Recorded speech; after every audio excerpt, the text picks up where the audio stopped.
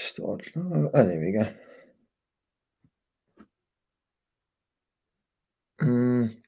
Hello, Motorrad World fans, and welcome to Talking MotoGP Indian Grand Prix. We have got so much to talk about, and for the first time ever, we are now cross-pollinating between our YouTube channel and our Facebook page. So I'm just double checking everything is.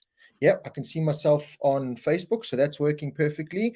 And in YouTube land, let's just have a look in YouTube land. So wherever you are, just drop me a message and say watching on Facebook or watching on YouTube. So I just know where the questions are coming from, or can just make sure that both channels are working. Let's click on here, live. Yes, I can. I don't want to double hear myself. That's fine. So looks like everything is working according to plan, which is perfect. That's fantastic. Hugo Oliver, Al Camino, Yaku Das, Ian Luca Jefferson, Bruce Cletty, Itumeleng Morakile, Dave Vermark, Yaku Das, Daniel van der Sant, all the way from Australia, 4 a.m. in Australia. Daniel, you are a true fan. We're going to have to get you we're going to have to make Talking MotoGP shirts and just get you one, because that is... Cap off to you, my friend. Cap off to you. That's brilliant. Dave on YouTube in Cape Town. Thank you, Dave McBain, Sean Wilders, what's up, Rob and MRW fans. Hi from Cape Town. Yvonne Pretorius, Wayne Taylor, Starsky Williams, Alan Wallace, Just Jacques. How you doing, Just Jacques? Dustin Delaporte. Evening, Rob. Hope you and the family are doing well. Let's go. Dustin, very well. Thank you very much. David Hawes, how are you? Our YouTube is smoking great. Mike Teal. And Liam Townsend, of course, the grandson, the very famous now granddad and grandson pairing there of Mike and Liam. Neil Harper Smith, Lance Lee, Nicole Briett, all the way from Cape Town, the very famous Nicole Briett. Now, always, I think since day one, Nicole's been there. Starsky Williams, Ryan Bland, Daryl Bryce Northard. Oh, we've got a lot of people tuning in, and it's no wonder, because we've got a lot to talk about. What an exciting GP. And to help me get through it, apart from everyone that has already tuned in, I'm very pleased to welcome back, after brilliant reviews that we got from having him on the show last week. So I think we're going to be seeing this face and hearing this voice a lot more often than not, although Dave Peterson and many others will still be thrown into the mix. But for now, ladies and gentlemen, welcome back, Mr. Paul Scott. Paul, how are you doing? Yeah, Rob, all good, thanks. And yourself? Yeah, very good, thanks. We've moved it to a Sunday night now, and for everyone down the side as well, there's a reason for that. So, torn my ACL about 6-7 weeks ago playing football. Big, tall, British, Peter Crouch-looking guy. Didn't like this little South African, terrier biting at his ankles, and he just had enough, and he sideswiped me anyway. My very short career playing football in England was over. And since then, I haven't been able to play. But what I can do now is referee. So if I can't play and tackle them and kick them and hit them and spit at them, I can referee and blow my whistle and shout at them. So Monday nights now, I'm now official referee here in the UK. So look out for me in the Premier League very, very soon, handing out red cards left, right, and centre. So yeah, anyway, we've moved it to Sunday nights for now. So thank you to everyone for joining in, and very pleased that we are going live on both our Facebook and our YouTube channels. Right, Paul, I'm just going to catch up with a couple of comments here. Canada, Trevor Bernard. Hi, Rob. Canada, Australia now. That's fantastic. Hugo Oliver, can we talk about Jorge Martin's race suit? Hugo, we have got a lot to talk about. Jorge Martin, Marc Marquez, Honda, Yamaha, Fabio, Brad, KTM. There's a lot to talk about. The 68 Samurai. How's it from Saudi Arabia? Love it. We like really have gone international with the show. It's fantastic. Hi, Rob. Why did Martin not receive a penalty? Anyway, Paul, heading into the Indian GP, I got to put my hand up and I got to slap myself, because I was one of those guys that was skeptical. I was one of those guys saying, the visas aren't, the track's not prepared. That's going to be a joke. What are we doing going there? You know what? I must give a round of applause to India. Yeah, there were a couple of things that went wrong in that, but overall, the track layout looks fantastic. I never really paid any attention to the track layout leading up to it, because I honestly did think the race was going to be cancelled. Even when I went to Silverstone a couple of weeks ago, everyone was saying, we don't think India is going to happen. We don't think India is going to happen. We sent James Dent there as a Motorrad World insider, and right up until pretty much the Wednesday night was like, we don't know if this is going to happen. Rob, anyway, I don't know if you can hear me, but I can't hear you. Oh, no, Paul, I can see and hear you fine. Have you gone, Paul? Are you still there, Paul? Are you with us, Paul? I was thinking Paul's looking very. Oh, there he is. Are you back? Yeah, I'm back. I missed that. I heard you say I got to about the part where you said how fantastic it actually was. Yeah. So anyway, I didn't do any research on the track. Looked at the layout for the first time when Simon Crayfall went around. Watched the riders. The layout looks fantastic. The grip was good, and it all round was just a fantastic race weekend, and it threw up a lot of surprises. But Paul's got terrible. Yeah, Rob, definitely. If you just think about the visa problems that they had, some of the riders only getting there, as far as I'm aware. Paul, your signal's terrible. Rob, can you hear me? No, you're in and out. So you're gonna have to tell your wife to get off. There we go. That's better. There you are now. Oh, there we go. Yeah, she must leave the Wi-Fi alone. Yeah, so I think it was surprisingly good. Once the visa issues were sorted out, as far as I'm aware, the track was only finally homologated on Thursday morning, but nothing was done. It seems like they've got it right. And watching the racing, well, it was absolutely fantastic. How's that back straight? 1.2 kilometers, 350 plus kilometers an hour on Saturday. Magnificent. And I know we're going to talk about it, but watching that Moto3 race, the drafting down the back straight, wow, that's proper racing. Yeah, it was fantastic. And starting with Moto3, we saw an incident in MotoGP Turn 1 in the sprint race. And Moto2, there was also an incident in Turn 1. And, as soon as I saw that Turn 1, I thought, oh, there's going to be drama. But as it happens, the kamikaze pilots in Moto3 went through there unscathed. And I think the same could be said for Catalonia, if I'm not mistaken. So the Moto3 kamikaze pilots are getting it right, while the MotoGP boys are getting it horribly wrong. I mean, Luca Marini, okay, long lap penalty for the next round, wherever it is, dislocated shoulder. But they still had a practice start to kind of say to them, right, guys, take it easy in turn 1. It's going to be tight. But there just seems to be this. I know it's the best races in the world going for it, but there's got to the riders, and I always say, give the riders a bit of trust. The race direction need to trust the riders, but at this point in time, they're not doing themselves any favors with these stupid moves. I think also, and for the many years that I've watched MotoGP, I can't remember that we've had so many first turn incidents almost consecutively. So what is actually going on? It can't be the brakes. The brakes, they know, they warm them up on the warm-up lap. They're good for turn 1. I think it's because they've realized the bikes are all so competitive. There's 0.1, maybe 0.2 between the top 10. So if you happen to just fluff your start by, the smallest of margins, you're going to get to turn 1, a la Marini, maybe 2 bike lengths behind where you should have been. So now panic sets in and you think, well, I'll make it up on the brakes. But it's that kind of knock-on effect. The front guy hits the brakes. The guy behind him has to brake a quarter of a bike, a tenth of a bike earlier, so it doesn't go into the back of him. And that knock-on effect kind of causes the effect that Marini, as our example, who's now braking so much later because he wants to make up 2 bikes that he lost. He's now just probably, 50, 60 Ks an hour faster than the guys in front of him. And there's nowhere to go. It was Bastianini 2 weeks ago as well. It's exactly the same trend, which, as I say, and I'm sure you'll agree, previously there's always been the odd occasion, but not like this where it's almost every weekend.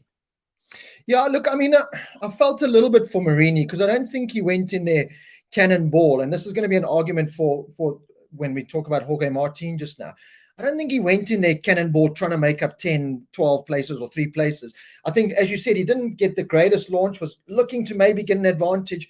But at the same time, Bezzecchi, hit the brakes and came straight across, which is what you would do in that turn because you're closing the line. As a racer, that's what you do. You close the line. And unfortunately, by Marini getting the back up in the air, you could see that he was trying to avoid. But once that back wheel's in the air, you're not going to stop that motorbike. So I do feel a little bit harsh for him, but if you kind of look at Brad Binder since that incident, you could definitely see that he's kind of in this get through turn 1 mode. So he kind of breaks a bit earlier, lets everything happen around him, and then gets through. Once he's in, he gets elbows out like Aleix was on his inside and that. But riders have to start taking this right, guys. We're not going to win this race in the first corner. And like if you look now, Marini stuffed himself up potentially for Japan, especially these away races now. There's so much more to lose rather than gain. And I mean, imagine if he had taken his teammates out and Bezecchi had ended up with a broken collarbone, broken wrist. That could have been the end of his season. And as things stand now, with the mistakes that Pecco's making all on his own, suddenly this championship, where last weekend, with Pecco being able to ride after his Barcelona crash and doing so well, this weekend he must have thought, well, if I get 2 seconds, I'm in the game. Suddenly he's lost a whole whack of points. And if Bezecchi had been injured due to Marini's idiot move, could have had a different outlook now, where right now, thankfully, Bezecchi's still in with a shout. So it's definitely tightened up the championship, but an idiot move, and I say that with all due respect to Marini. We've seen it almost 3 Grand Prix in a row. Come on, guys. Like you say, Brad, very lucky with Aleix up the inside, but have a look at Brad. He is quite a small guy, but he seems to get even smaller when it gets tight. He seems to be able to, when he sucks his breath in, his KTM shrinks. And then as soon as it opens up, man, he took gaps there. I mean, he was brilliant, both yesterday and today. Yesterday in the sprint race, you didn't even notice him. The next thing, he's in 5th place. Man, he was fantastic. He is. He's playing his cards right, and we'll touch upon Brad and the brilliance that is Brad Binder just now. A big talking point, as you kind of touched upon there, with Pecco Bagnaia making this mistake, and I think that mistake was mainly down to the pressure that he's feeling now from Jorge Martin. You know, Pecco's a cool, calm character, so you don't really hear it in the media or see it in his, in his demeanor. He doesn't show that there's pressure, but there's pressure. Jorge Martin dominated at Catalunya. At Misano. He dominated Misano. He came into the Indian GP sprint race, dominated. Pecco said, I had no answer for him. And yeah, you could still kind of say, well, Pecco's a little bit injured still, but I don't think that really came into play that much. Jorge Martin was just on it. It was just the right amount of laps, and they were all lucky that Bezecchi kind of, the incident happened with Bezecchi, because he would have walked away with it as he did in the main race.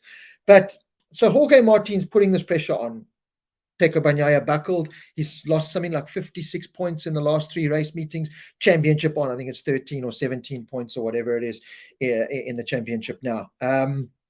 So it's looking game on, which is, I feel sorry for Pecco in a way, because I like him. I like the way he goes about his business. Even after the crash today, walks into the pits, doesn't throw his stuff around, goes and says sorry to all of his team. Hug. You know what? Very professional. I liked seeing that. I really did. But at the same time, it has made the championship more exciting. But I do have a problem with a couple of things in Jorge Martin, and I want to get everyone's opinion here, and of course yours as well. You look at Marini's move, and you look at a lot of moves that have happened in MotoGP lately that has been penalized. There's definitely this new standard that we don't all agree with. I certainly don't agree with, but there's this new standard of what is allowed and what's not allowed in terms of overtaking, and whether the rider crashes or not. Guys, keep it neat and tidy. It's like race stewards are almost looking at intent now in a move. If there's intent to kind of shove it up and run him wide and really ruin it, they look at it. Cool. So Jorge Martin's move on Pecco Bagnaia pretty early on in the race, down the back straight, good back in my day. It's a racing incident. I look at it as a racing incident. That's good, hard racing. But again, if you take where the stewards have put the standard, was it a bit harsh? Martin was never going to make that corner. He went very late on the inside of Pecco. Yes, Pecco didn't crash, but very harsh to me. So that's the first incident. Then the second incident is obviously the zip coming undone, which, I know people are making a big thing of it. To me, it wasn't such a big thing, not like the Fabio incident, because Fabio threw his chest protector out, and then Fabio literally raced most of the race with his chest open. Jorge Martin realized that his zip was down, still had his chest plate, and 2 or 3 laps, he managed to zip it up. So, okay, I don't know what the exact ruling on that is, but kind of got away with it. That's fine. But then I have a problem again with Martin on the last lap of a MotoGP race, going down the backstraight, running off the track, exceeding track limits. Now, the rule says if you exceed track limits on the last lap, there should be a penalty. Regardless, people say, oh, but he was 3 seconds ahead of Brad, or he lost time to Fabio. No. If you run off, there's a penalty. Anyway, he comes back on, Fabio passes him. He then chops the door on Fabio Quartararo, which, again, I think, well, I've seen less moves be penalized with long lap penalties than that. So brilliant ride, and I saw him exhausted at the end, and these guys are superhuman in that. But I look at the Martin today and I go, Why was there not any slap on the wrists or penalties for some of the things? Is it now Dorna going again? Well, in any other situation, we would probably, but, we want to make this championship exciting. Let's try and sweep it under the rug. What are your thoughts on the Martin today? First of all, I think the Martin that overtook Bagnaia down the back straight 3 or 4 laps into the race, hard move, racing move. I'm not even going to worry about that. They were still fresh in their minds, their physical condition. So I'm going to say, yeah, and he's put hard moves on other riders in the past. He's definitely a hard guy when he needs to be. Yes. The story with his suit, we never saw it, but I read on one of the websites a question. Did he undo his suit because he was struggling with the heat? Now, we never saw it. We don't know if the director chooses not to show an onboard camera of him zipping it. They were very quick to show him zipping it up, so I'm going to give him the benefit of the doubt and say he didn't loosen it to try cool down a bit and then zip it up. It came loose, happened to Fabio previously. It can happen. Let's give him the benefit of the doubt and say that's what happened. He zipped it up, carried on, kept his chest protector. I think that's okay. My concern is the last lap. The rule says last lap, you touch the green, the red, makes no difference what color it is. You exceed track limits, 3-second penalty. Remember they gave that to Brad when he won in Austria on the slicks. Last lap, last corner, he ran off the track. There was no one behind him for miles, so it didn't make a difference. Yes. So now they're saying no, but Martin had to drop back a place, so he dropped behind Fabio. He didn't. Fabio passed him fair and square down the straight. Then, as you say, he put that hectic move on Quartararo. And what I want to add to that is when you see how shattered Martin was at the end, how was he thinking pulling that move? Was it a desperation? Did he think it through? I don't know. So I think he should certainly not wrapped on the knuckles. He should have got a 3-second penalty, which would have, as far as I'm aware, I'll tell you right now, would have put him behind. Yeah, he would have been behind Fabio. Then he would have got third. Small gain, 4 points lost then in the championship to him. But I think, like you say, Rob, rules are rules. Come on, guys. If we go back to, was it Austria where Brad went over the green? The next weekend, Paco clearly goes over the green. A blindo could have seen it, and nothing happens. Or the transponded or the electronic. Come on, guys. Get consistent with the rules. That I agree with you 100%. He certainly should have got a 3-second penalty. That's it. So I'm saying that last lap to me with Martin and that a couple of years ago, I would just say exciting, good racing. Yeah, if you're Fabio and you're on that, or Pecco and you're on the other side of those moves, it's not nice and it's a bit harsh. But anyway, that's racing. That's what makes it exciting. But the stewards have made this new standard. And if you want to, you've got to keep to that standard and you've got to make it fair on everyone. And today, to me, they showed, I never really fully want to believe that, it's Spanish passport, it's Dorna. I never kind of go into that too much. But, I mean, it happens so often in those situations with Spanish riders. And you think, well, you know what, come on. That's almost, that's a little bit blatant. And I know, listen, Fabio Quartararo to me also showed great sportsmanship because I would have headbutted Jorge Martin at the end. And you know what? He shook his hand in the post when they're watching the TV. He still offered him a towel. Like Fabio was very concerned about Martin, which I take my hat off to him because he could have easily just thrown him the finger and gone all Lorenzo and Marquez or Rossi and Marquez on him. It just I enjoyed it. The racing was fantastic and it was brilliant. Leave it that way. I love it. But if there's so many times where you can go, but remember Brad's incident, remember this incident, remember this. Yeah. And that's the problem they've got now. The stewards have done it to themselves. But it seems like the stewards are a law unto themselves because they can make one ruling this week, make a different ruling the next week. The teams can appeal it and nothing happens. They're like, oh, well, that's our ruling. Sorry for you, which to me is also not quite right. There has to be some kind of neutral party involved. I don't know how they're going to do that, but certainly we're definitely getting two different versions at different incidents.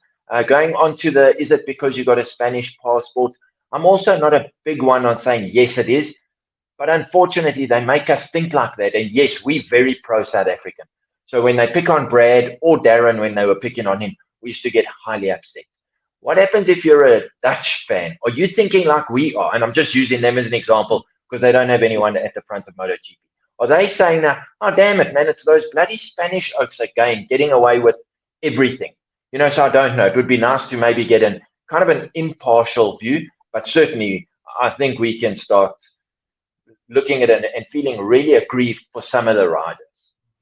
Yeah, look, the suit story, as you said, is a very good observation, because I didn't really think of it like that. But now putting the puzzles together, Martin was clearly, and he did, he looked like he was managing the race fine, and all of a sudden he had a couple of laps where, it did almost seem like there was a glitch in the matrix. And I wonder if, look, when it happened to Fabio, it's an Alpine Star suit. Martin's an Alpine Star suit, so you could say it's a zip. I know general with Alpine Star products, they have problems with their zips. I know that's been the one thing, but like you said, you put the pieces of the puzzle together, you go, it could have easily been Martin at some point just going, you know what, geez, I'm suffering here, I need to open this up for some air. I do think if it was that, and as I said, I was playing a bit of devil's advocate, I think they would have shown it, because if you listen to Simon Crafar, he was quite critical about that afterwards. He actually said, when Martin went straight to the pits, not to park firme, jumped off the bike and asked them to throw water on him. But then when you watched it, and they did show the replay, nobody gets involved in his chest area. So I'm going to say no, but it was just something that I read was there. We would never know. I don't believe the director, if they had it on camera, would not have shown it, because someone will find that footage somewhere. So I'm going to say no. It was something that I read that just made me think, we didn't see it. Did he do that or didn't he? But I'm going to, as I say, give him the benefit of the doubt. He didn't do it. It came loose on its own, and he rectified it as soon as he kind of cooled down a bit and then figured out what the problem was.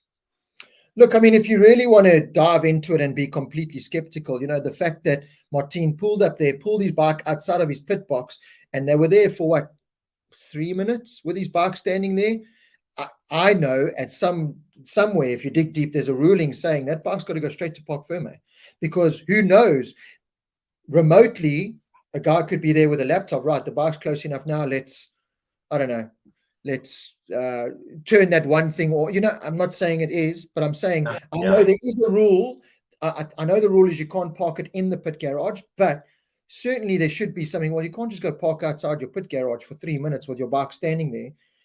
Who knows? Tire pressures could have been played with. It's all electronic now. That whole motorbike is controlled by a laptop. Just about anything could have been changed. You know what I mean? I'm not saying it was. I'm just saying if you really want to dive and be skeptical about the whole thing, there's a lot to pull from that whole Martin incident today. I just hats off to the guy. You could see he put his heart and soul into it. It must have been so hard riding in those conditions. But I look at it and I go, hey, is this maybe Dorna going, geez, you know what, we had the championship's alive here. If we hit this guy, it might not be, so let's, this is one of those incidents where you think there are guys just Dorna, with puppet strings. Conspiracies, yeah. I'm going to say yes and no to both your thinking. Yes, I agree with you to a point, and I'm going to disagree. I think if you looked at Martin when he got off that bike, he was shattered. Now, I don't know. Remember, he's riding with a brand new helmet, the Alpine Stars helmet. You've never ridden with one, I presume. So no one can say, listen, in hot conditions, this helmet's not good enough with the regulating of the air. Where Rob, you've ridden with many helmets. Arai, Shui, you name the brand helmets, Shark. They've been around for so long that riders have ridden in all conditions and could have said to the manufacturer, listen, on a day like today, my head was overheating. They'll sort it out. So maybe, and let's think of it like that, maybe he rode that race and this helmet just doesn't give the cooling that possibly another brand might have. Because to me, I just think he wasn't faking it. He got off that bike, he was shattered. Because if you saw a little bit later on, they showed John Muir, he was already in his pits. He was shouting at the oaks because he had no water. So clearly, I'm going to use that as an example, just because only him and Jack are riding with those helmets. So in those conditions, I'm going to say they've had no previous experience. It's very easy on a test day to have your test rider be out there, do 6 or 8 laps and come back and say, yeah, the cooling's okay. Go race a MotoGP, 35 degrees, 95% of humidity, and he's flat out from start to finish. That could be a factor. I don't know. He's obviously not going to turn around to Alpine Stars and say, listen, this helmet was a problem. He'll do that in private. So I don't think we'll hear if that might have been the problem. Yeah, very, very, very good observation. Also, with the heat coming off following Pecco for a bit, and that, we can only, we can only wonder what the conditions were. And this is, okay, a couple of people jumping to the yellow flag story before I carry on with Bezzecchi and everyone. Yellow flag story quickly, caught Brad Binder out again in qualifying. I mean, I've spoken to Dave Peterson. I've spoken to a lot of people. We didn't really touch upon it last week with you. What is the answer here? I don't think, I don't know, because, Amy, my wife, was saying to me, I was trying to explain it to her, and, she, came with me to, pretty much grew up with racing with me, and came to all my races. We raced. If there was a yellow flag, you just went through.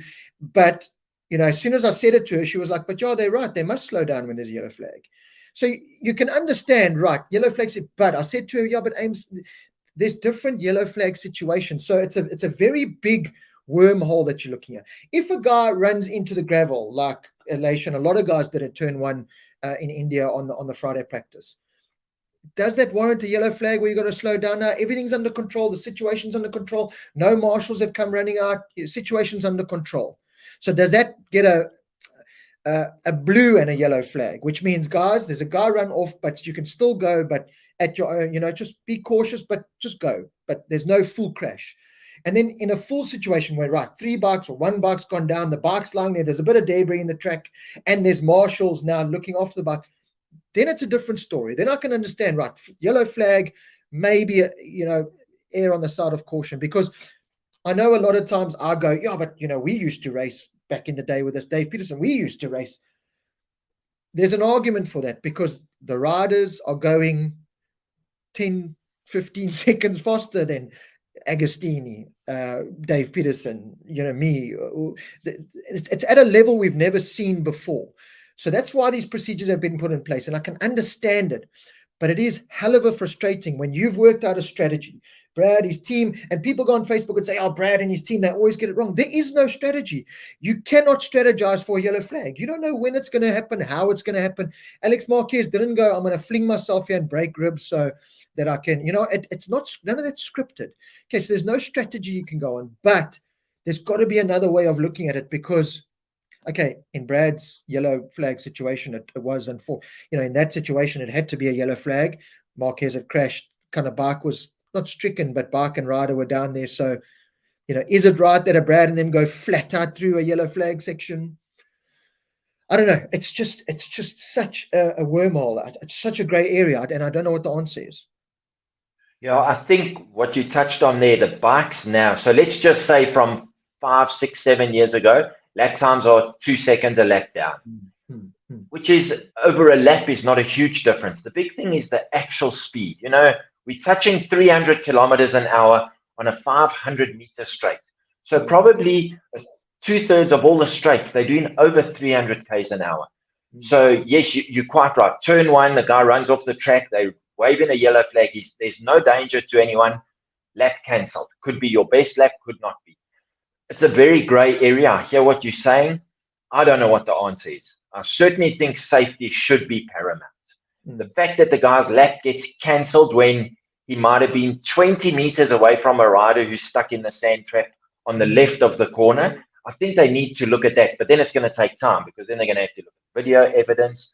The other side of the coin is people are saying, well, if the guy crashes in the last 2 laps, his lap should be cancelled or he should be stuck at the back of the grid. It's exactly what you said. Alex Marquez, good example. He's just moved himself into Q2. I think he's going to high out on purpose. Not a chance. He's not thinking, well, I'm through now. If I fall off here, no one else goes through. Not a chance. So they can't penalize a rider for crashing because, like you say, not one of them goes out there and says, okay, if I fall off now, that means I'm through and Brad Binder's not. Not a chance. So very difficult one. Safety is paramount, but sometimes it is to the extreme and it's detrimental. And generally, it's those last 3 or 4 minutes of Q1 to try get into Q2 or Q2 to get a good grid position where guys are, they're over the limit. They are just absolutely flat out. So it's really difficult. But I think, unfortunately, the reality is safety has to be paramount because the speeds now are just insane. Couple of good comments here from the 68 Samurai. Martin's move on Fabio was hard but fair. I think so. But again, I just think the standard of those kind of moves that race direction have set. Could it have been borderline? I don't know, but I do agree with you. It was hard but fair. That's the racing I want to see. Sinead Smith, same rules applies to all with regards to yellow flags. You win some, you lose some. That is kind of how we have to deal with it, unfortunately, at the same time. Jacques Claessens, but why cancel a long lap? Trevor Bernard makes a good point here. Did we not use single yellow for caution and double yellow for severe caution? May you need to stop. Easy with a digital board. Yeah. But then who makes that call? Rob, just on that point. Exactly. I think that wasn't there a time a while back where we used to have a single yellow and then a double yellow. I can understand that. That to me is a very valid point. But who makes that call? Is it the chief marshal or the main marshal per corner? It could be a very grey area once again, because what might look serious to Marshal A might look like a minor incident to Marshal B, which could both ways have an impact on the rider who might have crashed or have an impact on someone doing a fast lap. So very grey area. That to me sounds like what they've got to look at. Is it marshal training that needs to be looked at? I don't know. That to me would be prize number one, where they look at the incident and the marshal waves the yellow flag. That means it's okay. If there's a double yellow or whatever it is, then your lap is cancelled. So I don't know. They need to look at it because it's causing problems. And I understand what one of the previous comments was. Swings and roundabouts, it's going to benefit you sometimes, going to disadvantage you sometimes. Lots more people are being disadvantaged than are being advantaged, because it looks like now you've got to stick your fastest lap in the first part of qualifying. So you've got a banker lap. And, that's now changing the strategy. So, but maybe that's the way it must go. I'm not sure. I liked Stephen Berry's comment. Someone said, but it always seems to happen to Brad. And then Stephen Berry said, is it maybe because there's always a Marquez in Q2 with him? And I was like, it's actually a very good observation. The 68. This could go back, Rob. This could go back to your theory that they're paying the Spanish to fall off, so Brad has to start in 15th to make the race exciting, because he's the only rider who can go from 15th to almost getting on the podium or getting on the podium. So maybe that's another conspiracy theory we can throw in the mix. I'm just kidding. It's all about those pay-per-views. The 68 Samurai makes a very good point here, because while we say Alex Marquez doesn't purposefully go and fling himself to crash to bring out the yellow to hamper the other riders, but I have seen this, and I don't know if you've seen this, Paul. He says, pay attention to how certain riders do take a very long time to get up after a crash. Some of them are trying to extend the yellow flags. Now, I won't say the rider's name who I experienced it with racing back in South Africa, actually at Killarney in Cape Town, but he had just gone into third place in National Supersport 600s. Just got into third place. Was going to be his first ever podium. Comes out of turn 3, has a relatively small crash, front end slide, which, kind of like a Marc Marquez turn 1 today, which you then get up, run and pick up the bike. This rider lay there as if his mother had just shamboked him for 100 times, you know what I mean? And anyway, brought out the red flag because rider, serious injury, no injury to the rider, but he had manipulated the system to bring out the red flag. And back in those days, the frustrating thing, and I think sometimes it still works here, the race goes back a lap. So when he crossed the finish line, he was in third place. So he crashed, his third place stands. So he's crashed out of the race, caused the red flag, yet he still finishes third. And I remember, my dad was clerk of the course, and I still remember having an almighty fight with him because I was in the battle for the championship. Those extra points had cost me, and I would have definitely made a move back on this kid because I was like, I have to. But now it's been taken out of my hands. And I went at my dad and he just went, the rule book says if there's a red flag, it goes back a lap. Funny enough, after those arguments, the rule book did change in the rider that causes the red flag then gets excluded from the which it should be. If you cause a red flag, you've crashed. Yeah. You've crashed out of the race. You can't change it. So, and I know exactly what the 68 Samurai, I'm sure it's Ronald Slammert, the 68 Samurai. I know exactly what he's saying because I've seen it a couple of times where riders do take their time to go, because it is a system that can be manipulated. I put a post up with concerns about guys going right into the turn 1 gravel. Oh no, I'm stuck. So even though there's no accident, yellow flags out. Okay, situation's absolutely fine. Rider's not crashed. There's no marshals, but yellow flags out. I've just crossed the line. I've gone first. Cool. I'm going to park this thing. Oopsie, I broke late. Oh no, I can't get out of the gravel. Oh, I just tip it over. Oh no. my team will be quite happy with a couple of scratches on the fairing for me to go through. So there's this manipulation to it that is there. And like I said, while they're not doing it on purpose, trying to hurt themselves, I understand, and I've taken note exactly what the samurai is saying here, is that some riders do kind of, oh no, oh no. Yeah, absolutely. I'm still going to say in the back of my mind, none of those guys are doing it on purpose, because it's going to backfire on them at some point. But you never know. That could be it's a fantastic ploy. Like you say, run off into the gravel, you drop the bike at 3 k's an hour. There's a couple of scratches and some gravel that needs to be cleaned out the belly pan, and you're good to go. So 100%, I'd like to think no, but I suppose that is a form of professional cheating, a professional foul. So yeah, absolutely. You can't rule it out. I would just be surprised if some guys think like that, because it's going to bite you one day. There's absolutely no doubt. You say that, Paul. Let's cast our minds back to last year. Dominica Goethe, Supersport 600s. Oh no, I got a concussion. Because they want to get, absolutely. You know what I mean? So we say that, but they're at this high level where there's millions of dollars or euros involved, and there's a manipulation to it. And you like to think they don't, but if I'm no disrespect to him or nothing, but I could see a Raul Fernandez potentially kind of doing that. Right, I've just crossed the line. I could go into Q2. I'm going to park this thing, or I've got a technical failure. You just park up, you got a technical failure. Who knows? No, absolutely. Yeah, you're quite right. Absolutely. Yeah, talking about technical failures, what was going on with Yamaha in free practice 1? 2 gearboxes on Yamahas. Very strange. Yeah, look, and Yamaha, it actually turned, one of the big talking points is the revival of the Japanese bikes actually this race weekend. And I have a thought process to that now, but I'm actually going to scroll through a couple of comments here just so we can answer those. Dave McBain, great having Paul's view. Very interesting. Geez, so the 500 Rand Paul's got to pay me to be on the show is very well worth it. Rob, as long as it's 500 Rand and not 500 pounds. Eh? No, 500 pounds is R1 billion. I would never do that to you. Exactly. Daryl Bryson III, and he has brought up this comment a couple of times, and I think it is potentially a way of looking at this. What I thought about it is about an extra lap added at the end of qualifying if a lap is lost due to yellow flag. So, maybe give it 3 laps, because, the argument to that is, right, what if there's 10 crashes in a row? Then you're going 10 laps. They've got a strict timetable to stick to, but give it 3 laps. Give it like a retainer of 3 laps, right? If we need to go 3 laps, which in MotoGP days now is 5 minutes. If we've got to give qualifying an extra 5 minutes, so clean up the debris, let the riders keep circulating at a slow pace, almost like a safety car situation. Right, riders, there's a yellow flag. Don't slow down too much because of tires and whatever. Keep circulating. As soon as the incident's cleared up, green flag, but then you literally have 2 more laps. That's it. And then you work within a 5 to 10 minute buffer. If after 10 minutes there's still yellow flags, listen, guys, we tried, there's nothing more we can do. So I think it's a very good idea to give it a little bit of leeway, have a little bit in the pocket to say, right, if we need to cut into 5 or 10 more minutes, we can.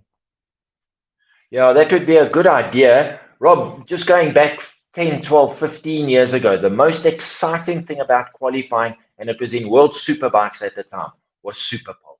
Yeah. I know it won't happen. Logistically, it's never going to change. But man, how exciting was that? Because then it was you on your own, and that was pressure.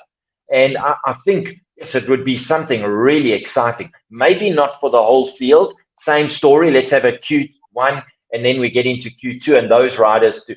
It would just eliminate that issue, because if you dump it on your lap, that's your lap done. And it would eliminate which I don't have a problem with, but it would eliminate Marc Marquez jumping behind any of the faster Ducatis and pulling himself up onto 4th, 5th, 6th, wherever it might be. But yes, you can remember that. I remember sitting at Kyalami, and it was actually the highlight of the weekend, because there was so much, the pressure was palpable, man. Everyone felt it. The spectators, the riders, because it's you against the clock, and really, I know it won't happen, but yes, that would be fantastic to see. Yeah, it would. I would love to see that, especially with these riders. There's no doubt about that. Nico Geldenblom, Rob, can we please move your head out of the way so we can get a good look at your painting behind you? Okay, there, you can have a quick look. Michael Rogers Art did that for me. I don't know if he's still got a couple available there in South Africa, but yeah, one of my best pieces. That's one of my shrines for sure. I got a nice Brad one, a nice Darryn one as well. So there we go, Nico. Sean Wilders, Paul. Let's just finish kind of the Ducati topic here of Martin and Bagnaia. Bagnaia has made the mistake today. I think it was down to pressure from coming from Martin. Now we know Pecco Bagnaia has got a mistake in him. He's done it before. And he always does it like this. Just when you think he's unstoppable, you know. And we still said it after Catalunya with his leg being run over, and that it was a spanner in the works for him. It was kind of like, oh shit, I am human. You know, I can be defeated in a way, and it's kind of got the thought process going again. Ducati find themselves in a situation now with Pecco Bagnaia crashing today, is that their biggest competition to the factory Ducati team winning this championship is one of their own, in Jorge Martin, just in slightly different colors. So now Sean Wilders is asking, anyone else wondering if we'll see team orders at play and will Martin comply? I mean, I still think it's a little bit early with a lot of racing still to be done, but we touched upon it. I think me and you, or I can't remember, but come down to Valencia, what happens? What happens if in this situation, as we are now, 13 points or however many it is, 37 points, whatever it is, come down to a situation where Jorge Martin in second place can beat Pecco Bagnaia for the championship? What happens? Do Ducati go, it's up to you guys? Well, we did discuss this, and someone posted a comment that you read. The Martinator will prevail. I said it. I said I think what would happen is that Pecco, being more reserved in his demeanor and his riding as fast as he is, I said I think he would win on the day, because I think Martin would just go flat out like he was today, win at all costs kind of mentality. We know Valencia, I mean, it's going to be the end of November, low grip. It's going to be cold. So just that's something else. But I still think that in that situation, I think Pecco would have the upper hand. Martin would probably be faster. The converse would then be now Pecco's under more pressure. He's already struggled with pressure previously, saw it again today. It would be fantastic. Would Ducati put out team orders? You and I discussed it, Rob. Martin is on a full factory Ducati package. He just doesn't have the red Lenovo bike and leathers. I don't know. Ducati obviously wants him to win. He's their blue-eyed boy. I don't think they'd be too unhappy. I don't think they would issue team orders, but I'm not sitting in that garage. Tardozzi's definitely, you can see it without a doubt. He's a Pecco man, no doubt. Yeah, it'll be interesting to see. I'm going to sit on the fence with this one. I think let's see if Pecco buckles to some more pressure. And now he's got pressure from Bezzecchi too. Remember, he didn't have that pressure in Misano. He's got that pressure now as well. So it's not just Martin. Martin's going to be behind Pecco, but maybe Bezzecchi's going to be 3 seconds up the road. And you know, it's that hard point of the season, and I was very interested to see, and you could see Pecco was one of the slower riders on Friday, getting comfortable with the track. And, you know, kind of, again, you get the thought process going, and they're going into the away races now, back-to-back India, Japan, then it's Indonesia. You're going into this very crucial period where you go, and anything can happen. You can crash and you can get ridden over by a Brad Binder, or anything could happen. It happens now. It ruins your Japan and Indonesia. You know what I mean? He's got to start thinking. Whereas I think Martin's still in the frame of mind of, I don't have to win this championship, so I'm just going to go. Yeah. And you could see the difference in how Pecco attacked Friday, learning a new track, and how Martin attacked Friday. Martin's just balls. That's all he knows. Martin just goes flat out. That's what he does. Pecco's now, I think, thinking, geez, okay, well, I'm carrying an injury. If anything happens to me, it could hit me for Japan. That's another. And it's not just Sunday 25 points up for grabs anymore.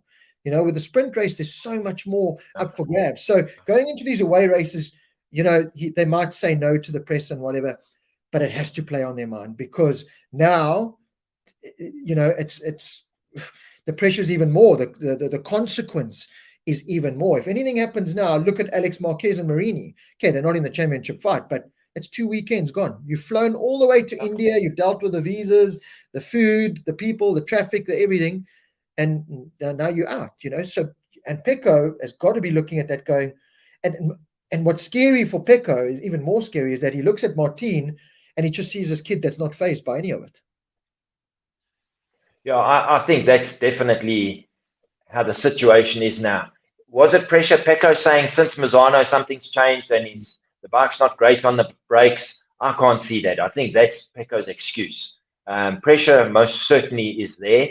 Um, Time's going to tell very quickly, in fact, because next week we're in Japan. Skip a week, the week after Malaysia, the week after that Australia. What was it? It's 8 races in 10 weeks. So going back to Marini and Alex Marquez, no matter what happens, if they do come back in the next 3 or 4 weeks, they're going to be riding semi-injured, which also puts more pressure on those guys. Yeah, I think it's a very difficult one. Going back to, remember we discussed it last week or the week before, Martin saying, yeah, but I don't have to win this championship. I think he didn't say too much today. Yes, he was very tired, so we understand that. But I think, like I said, I hope someone gets in his head and says to him, listen, but stop thinking like that. You are going to win this championship. Because right now, his eyes are as big as saucepans. When he saw that Bagnaia had crashed, he was like, oh, boy, here we go. I'm in the game. So I think this is now wide open, and Bagnaia only has himself to blame, nobody else. Yeah, he does. And that move that Martin pulled on Fabio Quartararo at the end there was purely because he knew that Pecco was out. I think if any other situation, if Pecco was miles up the road, I think he would have gone, I'm feeling cock, I'm about to vomit, I'm about to faint. Fabio can have that third. You know what I mean? Whereas he went, you know what, this is those extra, 3 or 4 point, whatever it is, come the end of the year, those kind of moves and those kind of races, those kind of decisions can win championships. And let's be quite honest, Rob, even after Japan next week, we've forgotten about the hard move that he pulled on Fabio this week and what he did to, we've forgotten about it. There's, now we've moved on to next week and the week after and the week after, and he knows that. And I think in terms of proper hardcore racer, he's at the top draw. Where Pecco relies on his absolute skill and speed, make no doubt they're hardcore, all of them. But some of them just have that little bit extra. I put Brad in that category. I put Marc Marquez in that category. Rossi when he was at his best. But funnily enough, never Lorenzo. Lorenzo was always that, just let me ride. The bike is good. It's smooth, and I'll show you what I can do. But some of them have just got that little bit, if it's a mental edge, if it's a no fear of consequence if they crash, I don't know what it is. But some guys have got it, and a little bit more. They've all got it. But, as we've discussed, at this level, it's 1 or 2%. That makes such a big difference. Yeah, it is. Catching up with a couple of comments here. Richard Gremmett with a great comment on how he was on the medical crew at the Kyalami Grand Prix with Wayne Rainey back in the day. Andrea Jacobs, the Dominica Goethe pulled the same move. Yeah, we know about that. A lot of people talking about Darryn Binder, which is going to be a big topic we'll get to because he thoroughly deserves it after his performance, not only today, this weekend. Jake Dixon is coming into the conversation. Yeah, we'll definitely bring that little conversation starter up again. How's it, Rob? Just finished catching up with the races after a day out. Sven Gruner, thank you for joining us. Getting back to the Ducatis. Okay, the Martin Pecco, I think that's going to roll on. I think it's made the championship exciting. There's no doubt about that. Bezzecchi, for me, this weekend, despite what happened in the sprint race, we all know what happened. He got taken out. That ride back in the sprint race was incredible, and you kind of knew what was going to happen in the main race. Today, he taught that MotoGP paddock a lesson. Like he made them all look ridiculous. Well, not ridiculous, they're not ridiculous, but he made that look very easy, because even after the race, no huffing and puffing. Yes, he was tired, but he proved the point there. If I was some of those other riders, I'd look at that and go, Jesus, this guy he's not human. He's absolutely not human. And it's a pity Bezzecchi's had these couple of crashes out of his own fault. Brake issues at Silverstone with his crash there. Marini, he's also had a lot of bad luck with riders taking him out in that. But he is certainly proving a massive talent. We know that. But he's also proving that now that the talk of, is he going to the factory team and that, and this is a big talking point I want to bring up here with numerous riders, but he's settled in that team now. He's made his mind up. He's staying VL46. And it just shows you that, a team environment is sometimes worth way more than a factory contract, because he chose VL46 because he knows the team. He feels comfortable there. He doesn't want to go into that, I don't want to say toxic environment, but certainly not as, comforting environment as VR46 is the factory Ducati team, and Enea Bastianini has fallen victim to that. Jack Miller spoke about it. Daniele Petrucci spoke about it. When you're in there, you're very much under the cosh of the Italians. So Bezzecchi's just looking like this guy that's just, if that Bezzecchi comes out week in and week out, which most of the time he does, he's been fast every weekend, but a little bit of mistake here and there. But now that I think he's mentally, my future's done, I'm staying with this team, I'm going for it.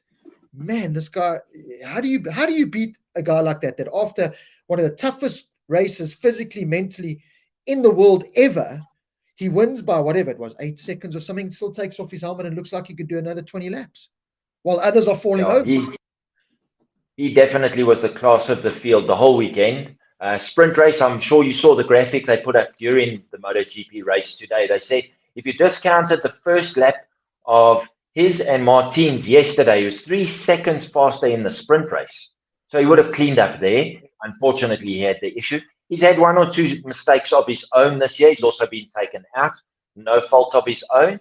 Funnily enough, at the beginning of the year, I was chatting to someone and they said, what's going to happen this year? I said, look, personally, I think Bagnaia is going to be very hard to beat. I said, the dark horse, Bezzecchi. And they said to me, no, man. I said, remember, he won 3 races last year.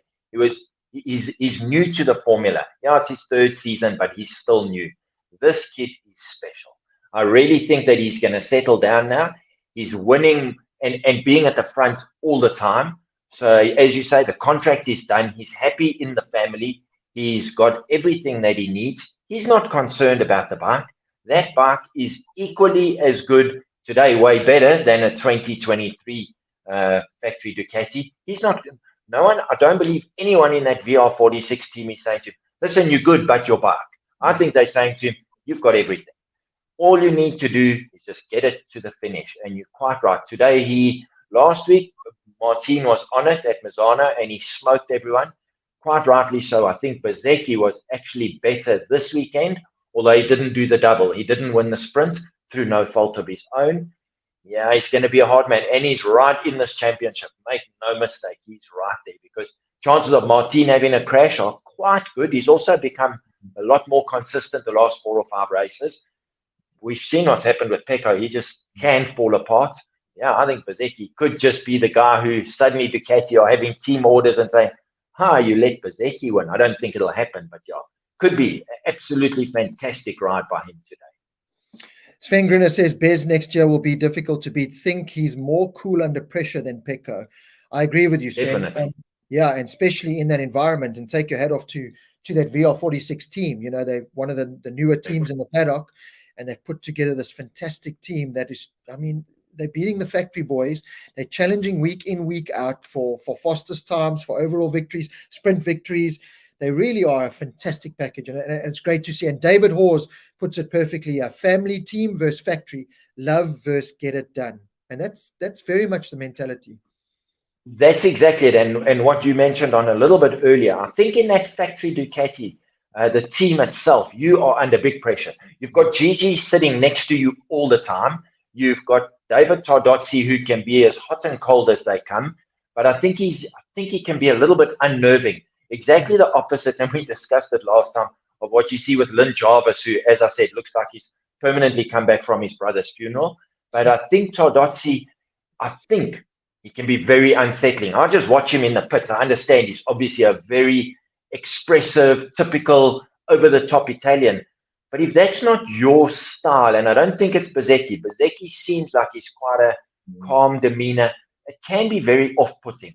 And could that be a problem? But exactly what that chap's comment was, yeah, that VR46 is a family. As much as Pecco is from that family, he doesn't ride for them. And he's in the pressure cooker as opposed to just having a good time and go out and enjoy your racing. Yeah, we all know how fast they are, but I think it comes across as VR46. You're here to first and foremost enjoy it. Do as well as you can. We're very serious. We're here to win, but I think the team want to see you do well as opposed to you here to win, and that's all that matters. Yeah, and when you got a rider coach phoning you, or at your disposal, and it's a 9 times world champion in Valentino Rossi, that can only help proceedings. There's no doubt about that. I just want to catch up. Ashley Twig, we're going to answer your question now about Brad and KTM. That's going to be the next big topic. There was another comment here, being mentored by Vela. He's got to make something. Chris van Wyk, there's no doubt about that. Darryn made us proud. Richard Levy, we're going to get there now. Levy, Natalie Mayring, Rob, do you think the 4 riders, 3 seats have an influence on Jack currently? Natalie, that is another big point we're going to come up now. I'm just catching up with some comments here. Anyway, okay, so that's where we are with Ducati. Fantastic from Bezzecchi, Pecco, and Martin going at it head to head. Right. A couple of things I saw this weekend that I took note of is obviously Marc Marquez and Honda were right up there, and almost right from the start. Jean Mir looked good right from the start. He looked like a completely different rider. It looked like a completely different environment in that Honda team at this race, and they performed well. Yes, Mir crashed in the sprint race, unlucky, but there was a lot to take. There was a lot of positives to take, and in the main race, just got bettered by Brad for 4th place, but 5th place for Sean Mir at the moment. The season that he's had is a win. There's no doubt about it. Fabio Quartararo was better on the Yamaha. Franco Morbidelli, in a way, was better on the Yamaha. Jack Miller was, I said, don't put too much pressure on Miller this year, whatever. I'm starting to have to eat my words because I'm a massive Jack Miller fan, and it kills me to say that, but that was very disappointing from Jack Miller today. That was very, very, even he went wide at turn 1, and you just kind of thought, right, he's Jack Miller, you'll pick 1 or 2 riders, and he was dicing with Stefan Bradl. Anyway, that's exactly the point. That's what I wanted to mention. Sorry to interrupt there, Rob, but right at the end of the race, exactly what you said. He always has poor starts. He seems to be in the wrong place at the right time, gets knocked wide, whatever the case is. Then you think, well, he'll pick off one rider. I also, when I saw at the end, he was racing with Stefan Bradl, and we discussed it 2 weeks ago. Bradl's way beyond his sell-by date. Yes, I don't know if he's the best test rider Honda can get or the only one they can get. But be that as it may, Jack should have been 10 seconds up the road on him. I'm very disappointed in Miller. Started off great. Me personally, I believe he's a fantastic guy, but me personally, I've never rated him. And that's from somebody who watches the sport. Trust me, he's way better than I could ever be. But watching him throughout his career, he's always got to a point and then regressed. He doesn't seem to string a whole season together. And I don't know what that issue can be. But what someone mentioned in the comments there, I think his contract's going to be the one that's going to be absolved, discarded, torn up. He's going to become a spare wheel. He has to be. Me personally, I can't see them picking on Fernandez, I think, or both of them. I think that would be unfair, where Jack is the factory team, and the last 3 races he's finishing behind the gas, and it shouldn't be happening. No, it shouldn't. Just answer a question of Gordon De Beer. Do you think Rossi could be more involved, Ducati brand team boss?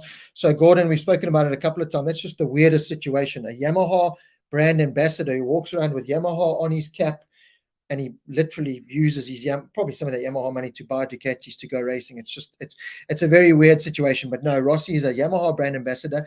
That's probably why you don't see him hectically involved with the VR46 at the track and that, because end of the day he's got Yamaha and he's kept sitting in a Ducati pit. So there's definitely an agreement there. But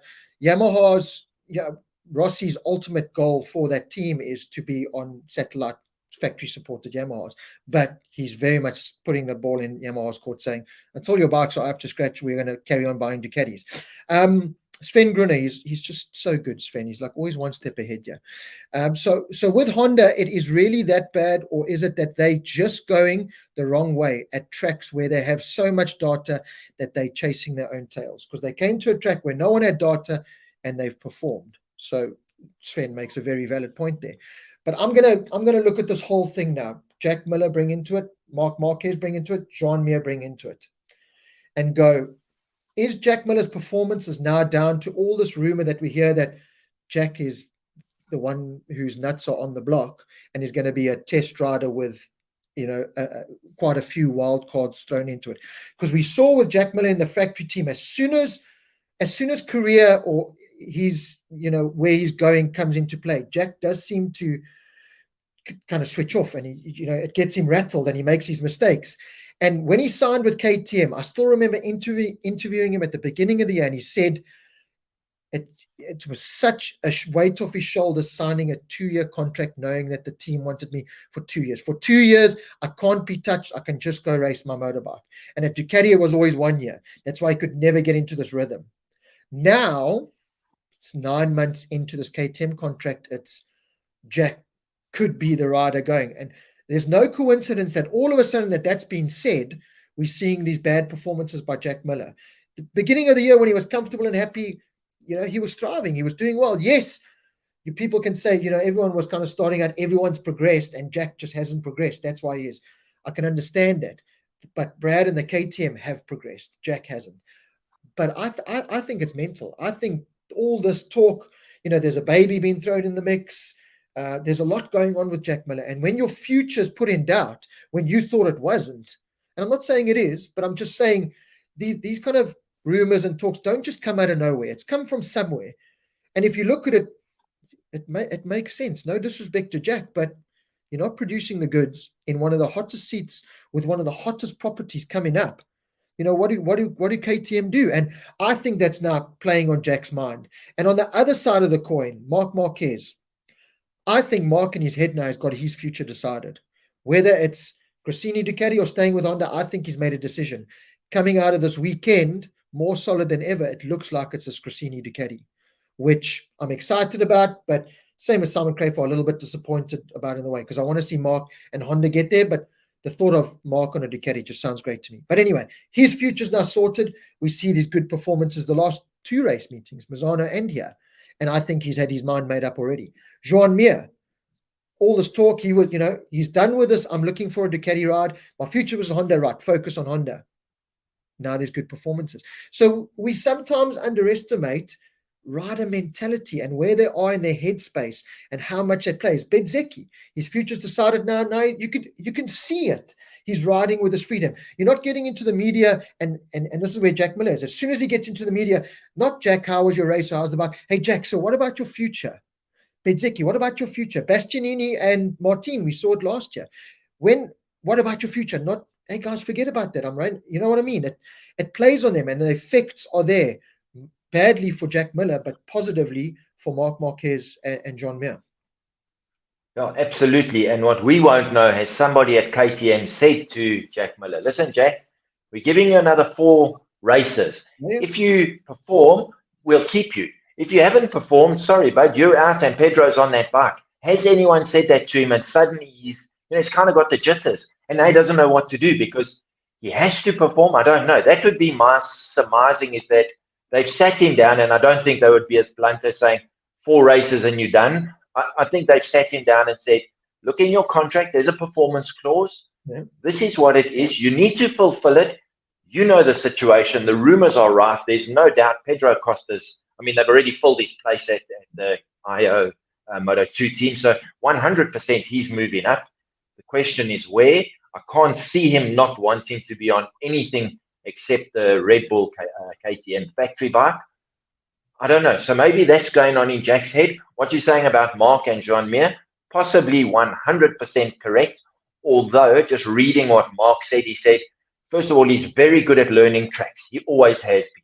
So Friday, he could learn the track, get on pace quite quickly. And he said this track's very similar to Kota in that there are lots of first and second gear corners, and the Honda likes to stop and go, stop and go. So possibly possibly also in his head, he said, well, Ducati next year, I'm a happy man. Let's get on this bike and go. I don't know. Well, time will tell. Well, I think next weekend we'll know. Just in terms, finishing off the Marc Marquez comment, Sky Sports Italy have run with the story that he signed a contract with Gresini. He signed it. Marc Marquez is going to Gresini Ducati. It's going to be announced soon. Now, how does that situation work now with Marc Marquez on a Ducati? How much attention does Marc Marquez want from Ducati? Chabati also came out with a pretty, he's always kind of denied it. Ducati, no, we don't need Marc Marquez. This weekend it was, Gresini are talking to him. Mark needs to talk to Honda, and the door's kind of open. And when Chabati said that, I was like, you might as well have just showed us the contract. But so how much does Ducati commit to Marc Marquez? How much commitment does Mark want from? Does Mark want a full factory. I want one of Pecco's guys standing with me. Yes, I'm going to be on an old 23 spec bike. And Hugo, I think, made a very good comment here about, you can't really talk too much about the 24 versus 23 Ducati yet because you don't know how big the jump is. I don't think the jump from 24 to 23 Ducati is going to be that big. I think it's going to be the same as 22 to 23. I think we've pushed it to a level where there's going to be increments now. But what does Mark say? Right, I'm quite happy to take a pay cut. It's not about the money. I just want to be on a Ducati. Give me my 2023 Ducati. Then what happens to Alex? Does Alex now get less on the spoon now that Mark's there, which I think is going to impact Alex? I think Mark being in the same team as Alex could kill Alex, to be honest. He finally got out of his brother's shell. He finally found his own path. Now his brother's coming with his shadow again. He's going to beat him. Marc Marquez will beat Alex Marquez on the same bike.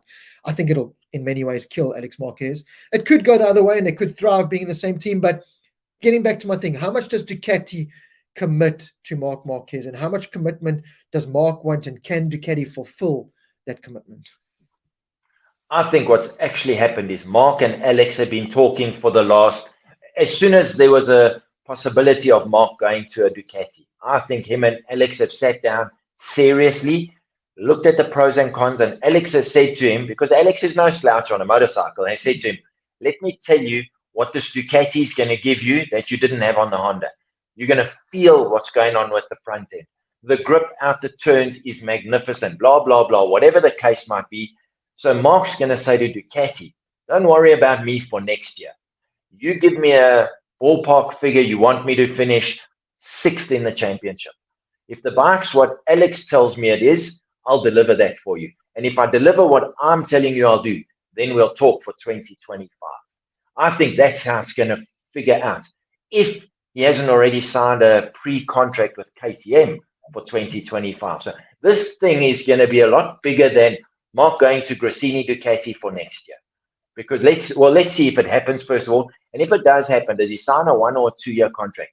If he signs a 1 year contract, I'm convinced he's got to deal with KTM for the year after. That's my opinion. But I think him and Alex have buffed this out somewhere. And Alex has said to him, I promise you, this bike is however much better than the Honda. You're going to be good no matter what. As long as Ducati give you the same support that they give all the non-factory guys, so the VR46 and the Gresini guys get exactly the same, Marc will be there. That's what I think is going to happen next year. If that situation plays out, then is it worthwhile Aprilia, KTM, Honda, and Yamaha going racing? Because now Ducati are pulling information to improve their bike from Marc Marquez, Pecco Bagnaia, Bezzecchi, Jorge Marti. I mean, it's like the perfect dish. How do you compete with that? Well, we spoke about it last time.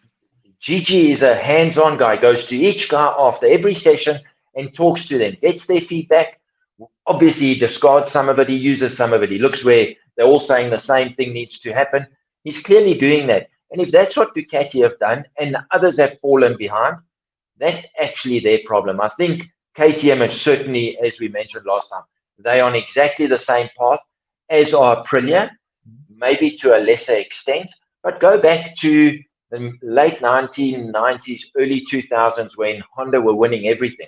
Everyone wanted to be on a Honda. Didn't mean everyone won on a Honda, but then you saw the Yamahas changing their tack, Suzuki changing their tack, and they closed the gap. Everyone now is on the back foot. We've discussed it, Rob.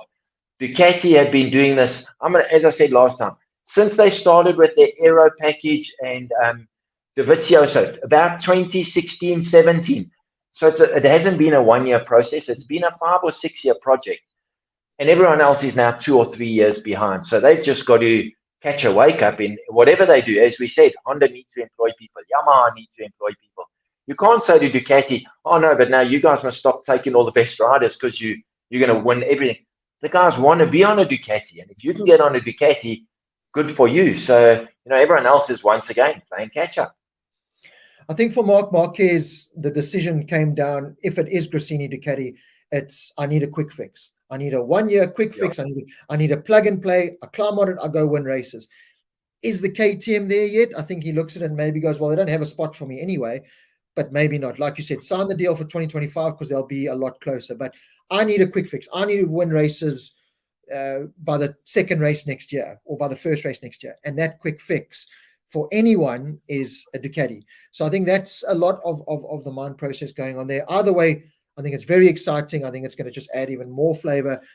Honda, I don't know what they'll do, because again, fueling the fire is Iker Lecuona in World Superbikes this weekend saying, well, I can't decide my future until Mark decides his. So that's basically saying, right, if Mark goes, which looks like it, Iker Lecuona is going to find himself in a full fat, or I think they might even move Zarco into Repsol Honda and Lecuona into LCR. That's certainly what I would do. I'd move Zarco. I'm just hoping, as we said last time, I hope he fits in on the Honda, Zarco. I'd love to see him win just one race. I really am. He has his good and bad days, but I think he's really a hard trier. What's going to happen on the Honda, I don't know. Will he be the guy to move it forward? Jean Mir, I don't know. Lecuona is going to run 15th to 20th for the whole of next year, unless obviously guys fall out due to accidents or whatever, injuries. But yeah, it'll be interesting to see. What Simon said was very interesting. He'd like to see Mark progress with Honda, but he also wants to see him on the Ducati, which I think a lot of people would like to see that, because it could just cut him down to size. And I say that with all due respect. He's not shooting his mouth off that he's going to do anything special. But if he jumps on the Ducati and he doesn't beat Bezzecchi, Bagnaia, Martin, Marini when he's up there and fit, not that he's won a race, but he's been fast. You know, he's going to have his hands full, but I do believe that he'll be equal to the task. Yeah, I think so. A comment here from Todd Commons. Howdy peeps, regarding Jack's recent performances, consider he's just become a father. That has a huge impact on any good man. I agree with that. You know, take that into consideration, plus all this talk. I agree. Wayne Taylor makes a very good comment here. Jack is good for Brad. So, you know, that's something KTM have got to think of with Acosta. Acosta doesn't look like a very team player kind of guy. Certainly not a Jack Miller where he'll be, you know, with Brad and all comforting. Pedro looks very much like, hey, Brad, how's it? This is my side of the garage, and I'm coming for you. Whereas Jack's like, hey, Brad, how's it? Let's have a good race. You know, good luck. I don't think he's going to get that same vibe from a Pedro Acosta. So KTM have got to be careful. I'm not saying that if Pedro goes there, Brad's going to fall apart. Brad is more than mentally strong enough to handle anything that's thrown at him. But there's a good environment. Even though Jack's results aren't there, the environment to succeed is there at the moment. And a Pedro Acosta could maybe disrupt that environment in a way. It's a very tricky decision for KTM. But one thing I will say is Jack Miller's riding like a guy whose future's on the line. Pedro Acosta's riding like a guy who knows his future's done already. So yeah, and just to go to your point, I don't think Jack's good for Brad. I think Brad's good for Jack. You know, in all fairness to Jack, yes, we don't know what's going on behind the scenes. But first and foremost, when you line up on the grid, who do you want to beat? Your teammate. And with no disrespect to Jack again, Brad could beat him with his eyes closed at the moment. Bring Pedro Acosta into the frame, and suddenly does it not mean Brad now has to up his game by a little bit to make sure he stays ahead of, first of all, the rookie and his new teammate? So my opinion is that, Jack, fantastic guy, and I hear what you're saying. In the pits, he's that probably a shoulder to cry on, someone to discuss stuff. He'll be very accommodating, but he certainly brings nothing to the party on race day to make Brad think, yes, I need to beat my teammate. Brad's like, oh, Jack, 14th again. Oh, well, sorry for you. My opinion. It's a very good opinion, and I kind of brought it up at the beginning of the year when Jack came firing out at Portimao on the KTM, and he was instantly fast and soft tires, which Brad, couldn't do on the KTM, and he eliminated a lot of these things for Brad. And Brad did look, I was there at Portimao, he had the neck injury and that, but he certainly looked riled up because now he's got this teammate performing, and that put Brad into gear, and that kind of kicked Brad off, and Brad's kind of built the momentum and progressed from that, where Jack, as you said, he hasn't really been able to. But there are a lot of factors in Jack's corner. Jack's a very soft guy. He is, he acts tough. They all act tough, but he's emotionally quite soft. And the talk in the media, I think Jack's the kind of guy that looks at it and it gets to him. I think the kind of guy that I can see him lying in bed going, for shit's sake, guys, what do I have to do to prove myself? Then you've got your baby daughter next to you. Now you're questioning your future, and there's a lot going on with Jack Miller at the moment. I hope he stays there. I hope KTM realistically, the best scenario would be, no disrespect to Paulo Espargaro, would be Augusto Fernandez, Pedro Acosta, Jack Miller, and Brad Binder. That, I think, is what's going to play out as well, as you said. But a lot of people are commenting here about Jack as well and becoming a dad, and so there's a lot to that, and we know that. So let's see what happens going. It's tough. There's certainly something going on with Jack, and I think, as you see, I think something's been brought up. Like, listen, Jack, we love you, and you're selling lots of caps, and you're certainly doing it, but we do have this kid coming, and your contract does kind of say you need results, and those aren't coming. Yeah. Just one thing you mentioned when Brad was struggling with the soft tires at the beginning of the year. I'm changing tack completely here. Did you know that Bagnaia was the only rider today on the hard front tire? The only one. So did that play into, was that part of the problem? You would think with the heat, the harder tire would have been okay later on. I don't know. I was quite surprised when I heard that he was the only rider. Normally when someone makes a change, there's 2 or 3 of them, and generally it's been the Hondas first and foremost. So I was quite surprised to hear that might have been part of the issue that he had, with him saying that they're struggling, or he's struggling with the braking all of a sudden. So maybe he felt that it would be a little bit better on the brakes, especially with it being a bit of a stop and go circuit in places. I look at that, and I saw that he ran a hard front, soft rear, and we all know with all that grip at the back, it does push the front, and that was always Brad's complaint, is we have to run this hard front tire, but the grip's pushing it, and Pecco looked fully under control. I mean, him and Martin came close once or twice. Pecco did look desperate. He nearly ran into the back of Martin. Martin made that mistake, and Pecco went by, and I think Pecco went, right, I've got to go now because this kid's going to come back. And straight as he did that, he crashed. So that hard front tire is very temperamental. I think it was working fine, but you try and brake a millimeter later, put that hard tire under a millimeter more pressure, and it does that. I mean, it just goes. There's no, a soft or a medium kind of gives you a little bit of warning. That hard gives you no warning. So I think it was that, Martin forcing them into a stressful move to, let's panic, let's put a hard front on soft rear. In that kind of situation, I always think, right, what is my main championship rival going with? Medium. Then you go with medium. You just put yourself on the same as your rival, especially when the guy beat you in the sprint race. And I can understand Pecco's thought process. Well, Martin set himself up for a 12-lap sprint race. Did he have any more after that? I don't think so. How was our mediums after that? Not very good. Let's go hard. So the thought process is there, but I think this weekend showed that Pecco and his team are. They won't say that they rattled, but some of the decisions they made, they are rattled for sure. They're leaning that way, definitely. Let's get to the KTM then. Brad Binder, you got to love the guy. Qualifying didn't go the way that he wanted, but he just stayed out of trouble in turn 1 for the sprint race, 4th place, fantastic. Brad Binder, that's what he does. Sunday race again. You could see he was riding his heart out, 4th place, took advantage of Mir's mistake. I think he was going to have trouble trying to pass Mir if he didn't make the mistake. But anyway, got to 4th. Brilliant. Watching that, it was very much a case of Brad Binder getting 4th place as opposed to the KTM, if you know what I mean. He dragged that KTM there. The KTM wasn't on pace this weekend.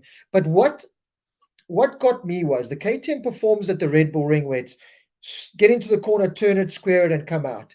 Now, Brad and KTM have spoken about this wheel spinning, crack on the throttle and the initial wheel spin. If Brad said, if there's one thing that I could wish to fix for next year, it's that initial crack on and the wheel spin at the back, a little bit more traction at the back. And up till now, the Hondas and the Yamahas were complaining about that as well. But come to a track where it starts, stop, and they actually looked quite good. Brad, coming out of that right hand onto that long back straight, he couldn't touch the Ducatis, he couldn't touch the Honda. Marc Marquez, that was one of his strong points, was actually driving out of the turn. No problem with the speed of that Honda, by the way. The Yamaha, still a little bit off. I mean, who was it? Zarco or someone passed Quartararo down that back straight like he was, Bezzecchi, sorry. But what I saw with Brad was he was doing this Marquez of making all the time up on the brakes, pushing the front end corner speed. But as soon as he cracked that throttle, initial wheel spin, and then he just loses that drive. Now, the only difference that I could see why it works at Red Bull Ring is obviously maybe track surface and that. But if you look at those turns at Red Bull Ring, they close up, but then they open coming out. These corners, especially the one coming onto the back, it's tight and it doesn't open up. It almost closes. So he's on the side of the tire for longer while he's still trying to crack on the throttle. So it's almost spinning for longer, if you know what I'm saying. Whereas Red Bull Ring, spin, hook and go, because you can pick the bike up and drive earlier. The track opens up. Whereas in India now, it seemed like, well, you had to keep it on the side of the tire for longer, and it really killed him because top end, mid-range and top end speed was there, but out of the turns, Brad, onto that front straight and onto that back straight, he was just getting annihilated. So that's where I think trying out the carbon chassis is going to be a big advantage, because there's going to be a little bit more compliance. So right now, that chassis they've got is so rigid. So when the bike's on its side, as it starts to drive, all the forces are going through the chassis. There's no give. There's no flex or limited flex. With the carbon, they can set that up. They can run it a little bit stiffer or a little bit more compliant. So possibly as they come out of those tighter, as you say, the corners that almost come back on you, when he gets on the gas, instead of all the forces being fed straight into the rear tire and the side grip being limited, maybe the chassis will flex a little bit and absorb some of those forces and allow the bike to drive more. That's why I know for sure that's one of the reasons why they're trying the carbon chassis, because it's a little bit more compliant and you get a little bit more flex, and they can tailor make it. So they can say, well, we want a chassis that's going to give us a little bit more flex through the slower, tighter turns, but be rigid when we get to the faster flowing turns. So they'll be able to build a chassis that suits. Let's hope that's their thinking with looking at trying that carbon chassis. So now, Paul, the question is, why in a race meeting like this where you have no data to play from or anything, why not start with the carbon chassis for this? Why not go, right, we in the championship, but we're not really start with it? Is it a case of, because a couple of people have asked me, why at least Jack, why wasn't Jack, or why wasn't Augusto, or why wasn't Paul at least getting data from this? Is it a case of, right, Danny had one and we tried one for the Mazana test, approved, now we've got to make, remember, you're not going to make one or two, you've got to make 6, 7, because if on the Friday Brad and Jack love it, but they crash it, you've got to now have spares of those chassis, because you can't give them that and then, oh, sorry, we only had one, you've crashed it, now you've got to go back to your cock chassis. I mean, what do you think the thought process is of not using it this weekend?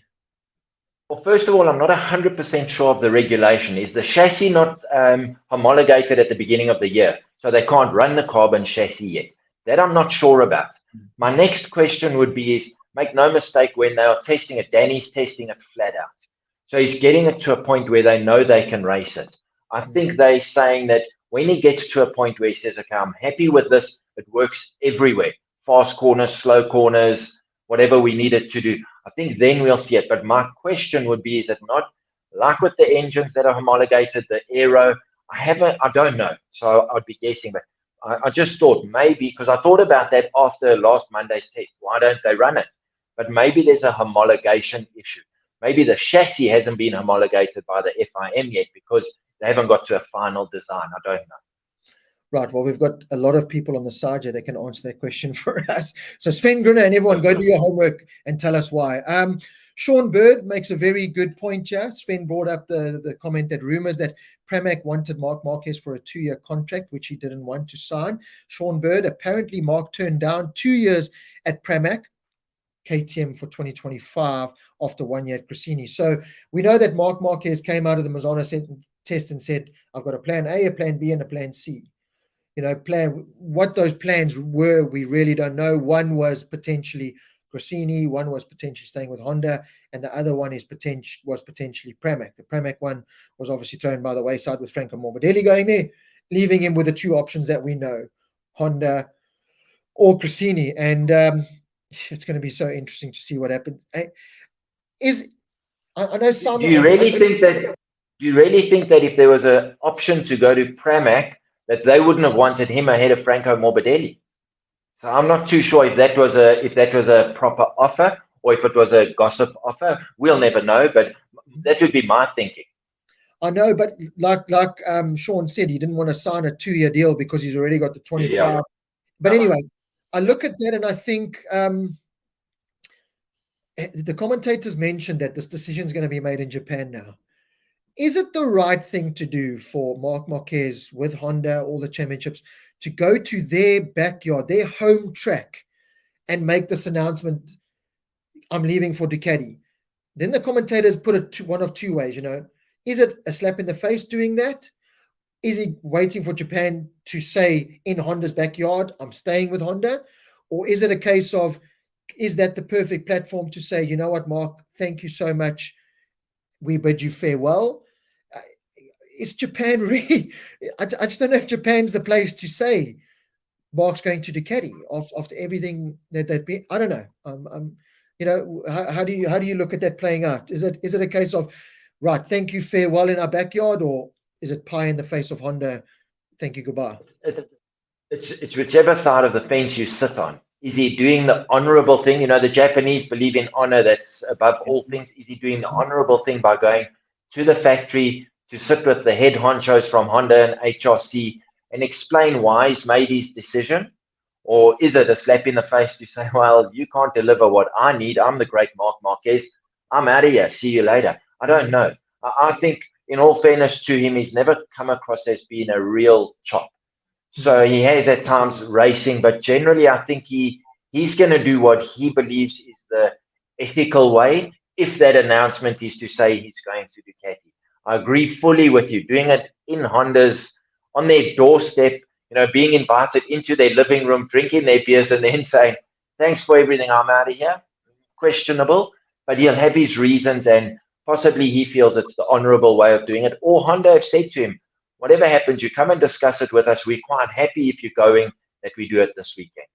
Because it sounds like Honda are now fully into whatever the scenario is going to be. It sounds like, remember 2 weeks ago, Pooch was saying, no, Mark hasn't spoken to me at all. Not that we've heard from him, but certainly whatever's going to happen, I believe it's going to be this weekend at Honda, and he will have done it to not have burnt any bridges. That's what I think he's going to do. Well, yeah, I think he has to. You in that paddock, you can't burn any bridges because, it's a very small paddock if you actually think about it. A couple of good comments here from the likes of Dylan, touching on the Jack Miller argument. Do you go now kick Miller out after this year of development where he has helped progress the project, and you're going to put a Pedro Acosta on it who's still learning it? How's he going to progress it while he's still learning? I think it falls down to the ideal scenario of, right, Augusto and Pedro, the two young hotshots in the Gas team, that is almost their junior team in a way, the feeder class. Don't worry about development, guys. You go and just bang laps and and learn MotoGP, learn the process, go do what you do. The development or the trial is very much on Jack and Brad, and of course Danny Pedrosa and the brilliant test team that we've got. Brian Ritchie says here as well, I think the big key for Jack Miller on his MotoGP career is next year.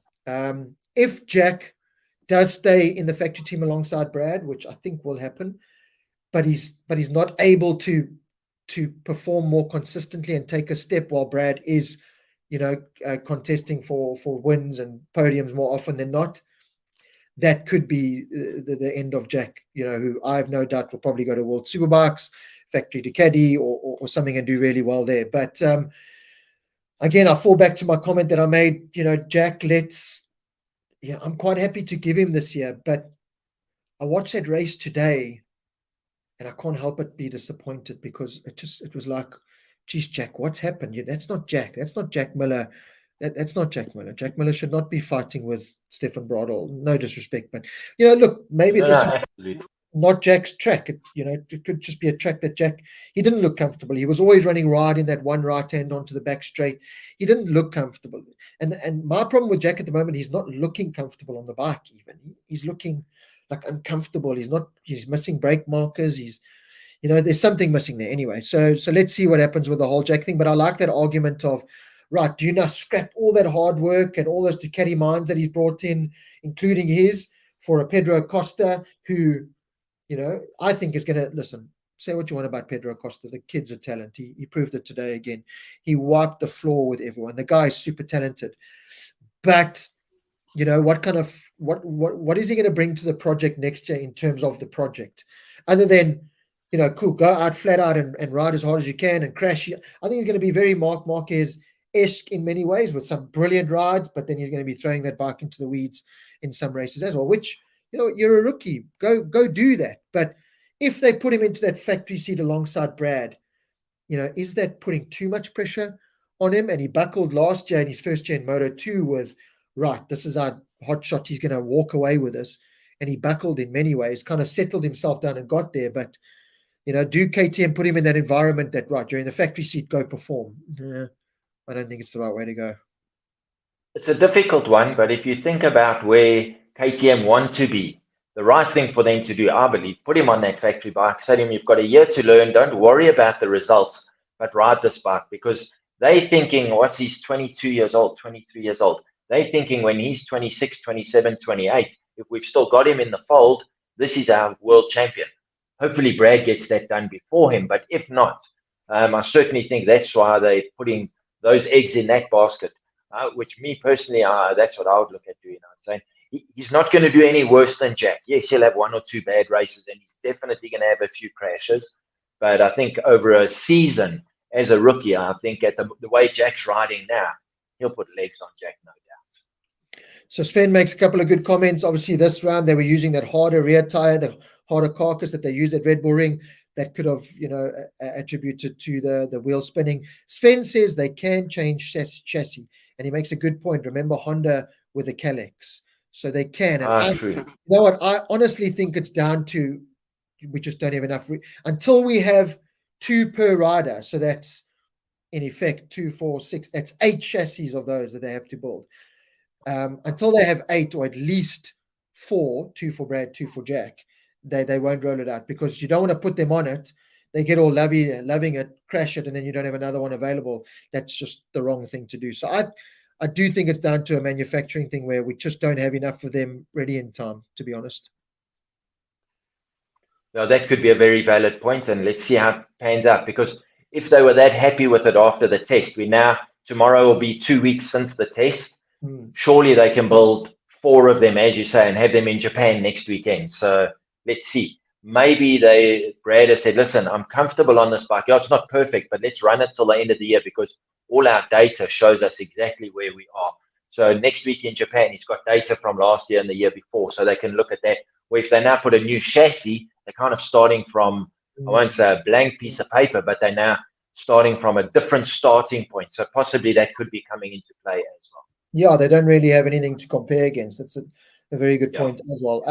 Tafiq Akwa makes a good judgment, and Alberto Puig actually came out afterwards and saying that, we don't want to keep an unhappy Marc Marquez. It's pointless having an unhappy Marc Marquez. And do Honda really want that? And after the Mazzano test spoke for itself, with Mark coming out and saying, we're not looking for 0.1 or 0.2. We're looking for, seconds, and this Honda's not good enough. Everything's just pointing to the Cressini move. Anyway, let's move on here to Darryn Binder. While we're talking about Brad Binder, we know Brad Binder, phenomenal, brilliant, superstar, incredible. He literally took that KTM to 4th place, and I don't think KTM, I know his team, they did a fantastic job at giving Brad a bike to be able to do what he did, and they won't have any problem with people saying that Brad got that 4th and the KTM is still lacking, because they know it. They just got to give Brad the best package they can, and that he can go do what he did, and he did it. Paul, Darryn Binder, we spoke about it. It's been a tough year, tough transition into Moto2, just being riddled with injury and mistakes on his part and unlucky parts on his part, and just everything's gone wrong for him. We said he had to potentially come back this weekend and just ride around and finish. Just put in a good weekend. He did more than that. He really excelled this weekend. I was impressed from the first Friday. Yes, it was a blank sheet of paper in terms of the track for everyone. But from the first session, having not been on a bike for 5 weeks, he comes out and he was already ahead of a lot of big names. He was straight off the bat ahead of big names. And he just slowly progressed. Brilliant performance in that qualifying in the wet, which none of them had kind of got. Again, Darryn was straight away, even in Q1, straight to the top. Good times. In Q2, brilliant. Fantastic. But you always have this, what's he going to do in the race? What's he going to do in the race? Yeah. And then the first start happened, and he got a brilliant start up in 5th or 4th, and I thought, brilliant. red flag. I thought, oh no, damn it, that was anyway. Second start, another good start, got a little bit boxed in, got a little bit pushed out and stuff, kept his composure and put in a phenomenal ride. And I hate saying this, but I was every lap just watching in the background when I saw the leaders come. I was watching, I was waiting for this white bike to go, I was waiting for the Darryn Binder graphic to come up and just please don't let it. But that sense inside of you is waiting for that, but it never. Darryn Binder proved a lot of people wrong again this weekend, and he put in a brilliant performance after everything he's been through on and off track. That was a fantastic performance. Absolutely. And, I said it 2 weeks ago when we chatted. I said the little bit we've seen of him in the past, because he's been 15th to 20th, and in all fairness, they don't show those guys. He never looked comfortable. This weekend, he just looked like the bike fitted him like a glove. And I didn't see Friday morning. I watched Friday afternoon session, and I watched the qualifying and the race. Exactly what you're saying, Rob. Every lap I was watching who's ahead, who's behind. Oh, there he is. Absolutely fantastic. He never looked out of shape. He just looked, in fact, it looked like he was, oh, guys, I'm going to go and have a lacquer ride today, and I'm going to enjoy it. Yeah, so he dropped from 5th down to 7th. But have a look at the guys that he was racing with and where he was. And the last 3 or 4 laps of the race, it seems like besides Acosta, the rest of the guys were running such a similar pace that, had he been 2 places up, he would have finished 5th. But he was certainly absolutely fantastic. Like you say, 5 weeks off the bike, didn't race last week, didn't race Misano, Barcelona. That's a long time to be out of it when the other guys are racing consistently. I thought he was absolutely fantastic. Closed my eyes in both the starts, like you say, because we know Dive Bomb Darryn, and he can also do a bit of a Marini now and again, but he looked good. He got pushed wide. I think it was on the second start a little bit. He just got back in line and off he went. Absolutely fantastic.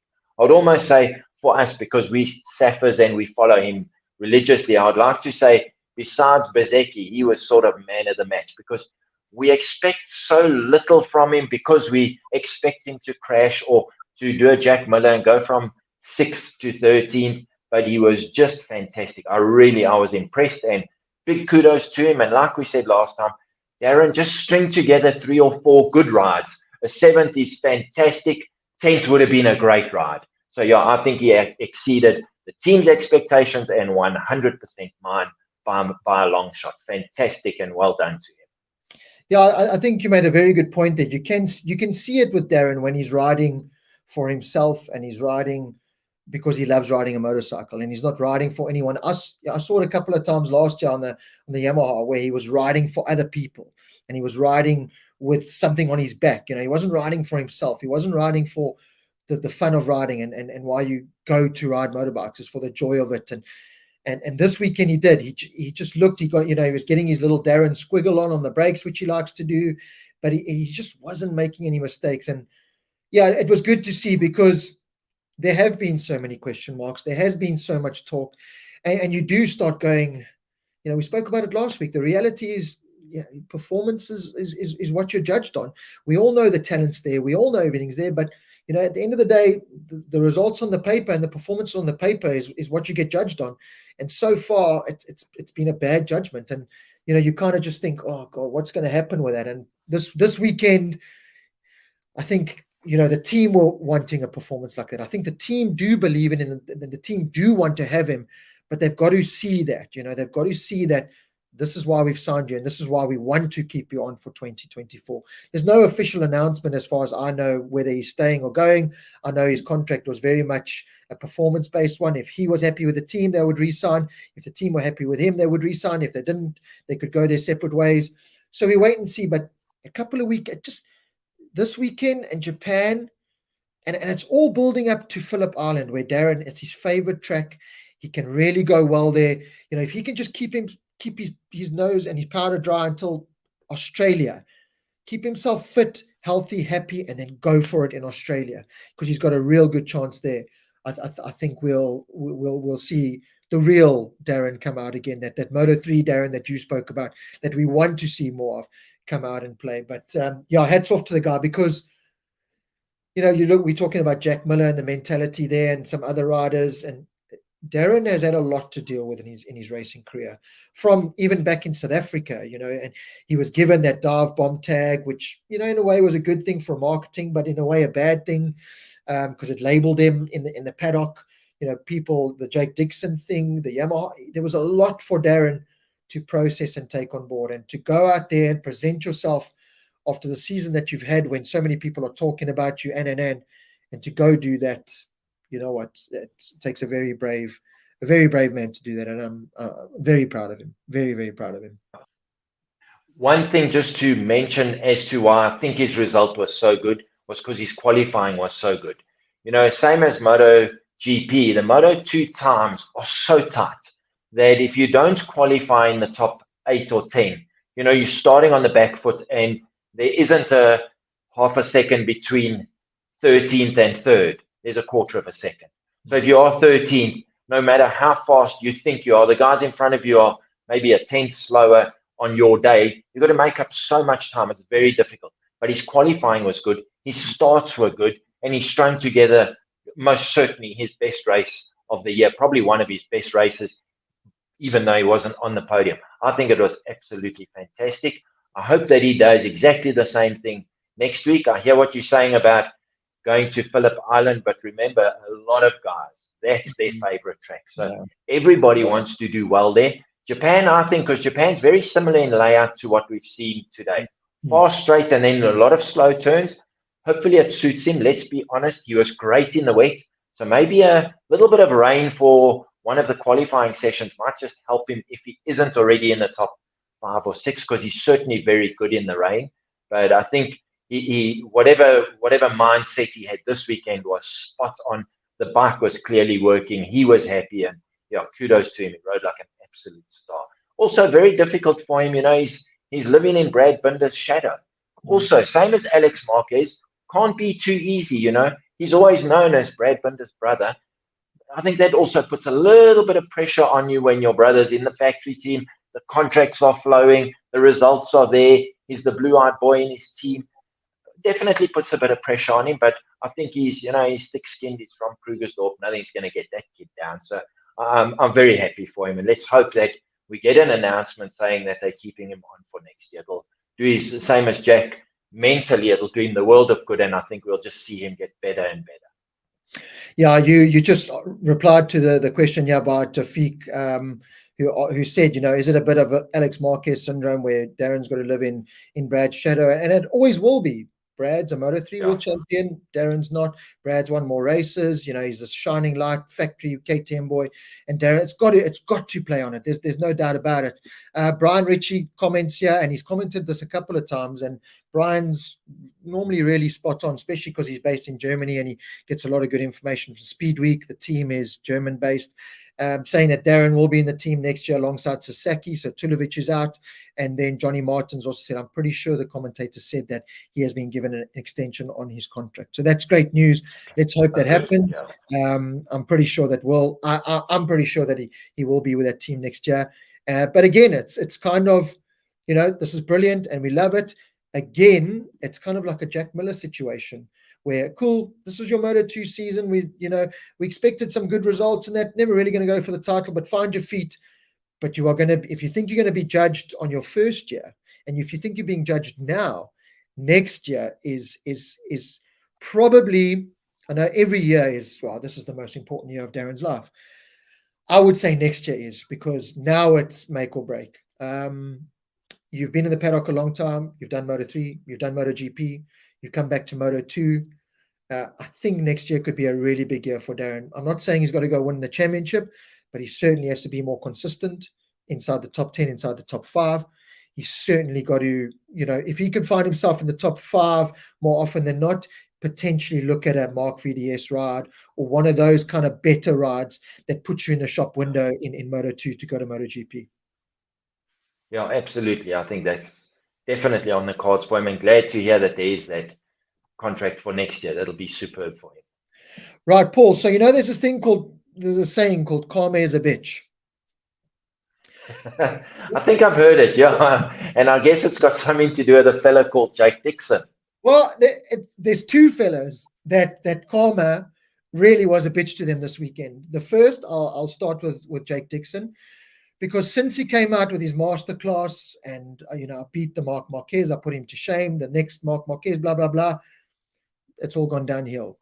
Karma's a bitch. Don't put yourself on a pedestal, because you'll be taken off that pedestal very quickly.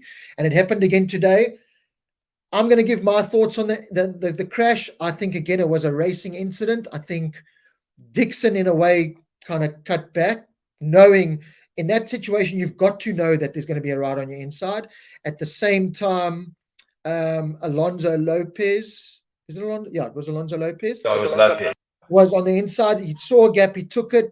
I don't think it, the corner, he knew Jake Dixon was going to come back. So they both took a chance, impact down, racing incident for me.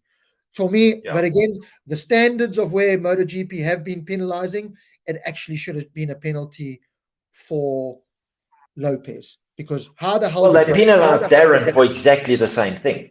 Well, there we go. And in fact, if you look at the thing with Darryn possibly, and you've got to study it next to each other, which I haven't done, Darryn seemed to be slightly more ahead of Dixon when Dixon cut back, where Lopez definitely took a gap. Absolutely no doubt. So anyway, Karma came down, that evil Karma, and whipped old Jake Dixon once again, who I saw a couple of comments in the media. Neil Hodgson wasn't very happy, obviously British and whatever. That's fun. But it seems like Hodgson's the one stoking this fire. Yeah. That's what it seems. I was going to mention that. Is Hodgson Jake Dixon's manager? I have an idea he is. No, I have an idea he is. He's definitely the guy stoking the fire, because remember, he interviewed Dixon while he still had his helmet on with the Darryn incident.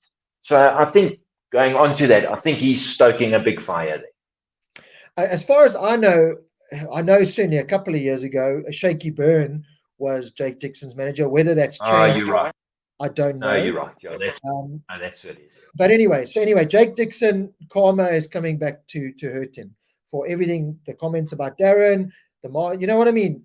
Just be cool. Just be cool, and life will be cool with you. Anyway, the second man that got hit by Karma this weekend was Mr. Aleix Espargaro. Because he gets sent out. We all saw what happens. The time schedule had changed, and obviously the Aprilia team had got lost in translation, so no one informed someone, and Aleix was sent out. And it was more a reaction of, you embarrassed me. That's all it was. And it wasn't about his tires or anything. These guys are the best of the best. They're arrogant. They're all arrogant. Every single one of those riders in the world, the best riders in the world, the best footballers in the world, are all arrogant. You have to be the best at what you do. You can argue with me all day. That's what I firmly believe. So Aleix Espargaro was embarrassed. So he pulls his bike back, gets to the thing, runs into his pit, smacks the tank, and screams at one of his pit crew and sits down. So I look at this and I go, I can understand your frustration, and I can understand the miscommunication. And Aprilia have fallen victim to it a couple of times with his device at Japan last year. A couple of bad decisions have been made, but okay. And then I looked at it and I went, Aleix, you don't do that when you know the cameras are on you, first of all. You should be professional enough to hold it in and wait for the cameras, or afterwards. Say what you want to that guy in the truck, get it out, fine. But the way he did it, completely wrong. Then I saw a lot of comments, and it very, very, very good.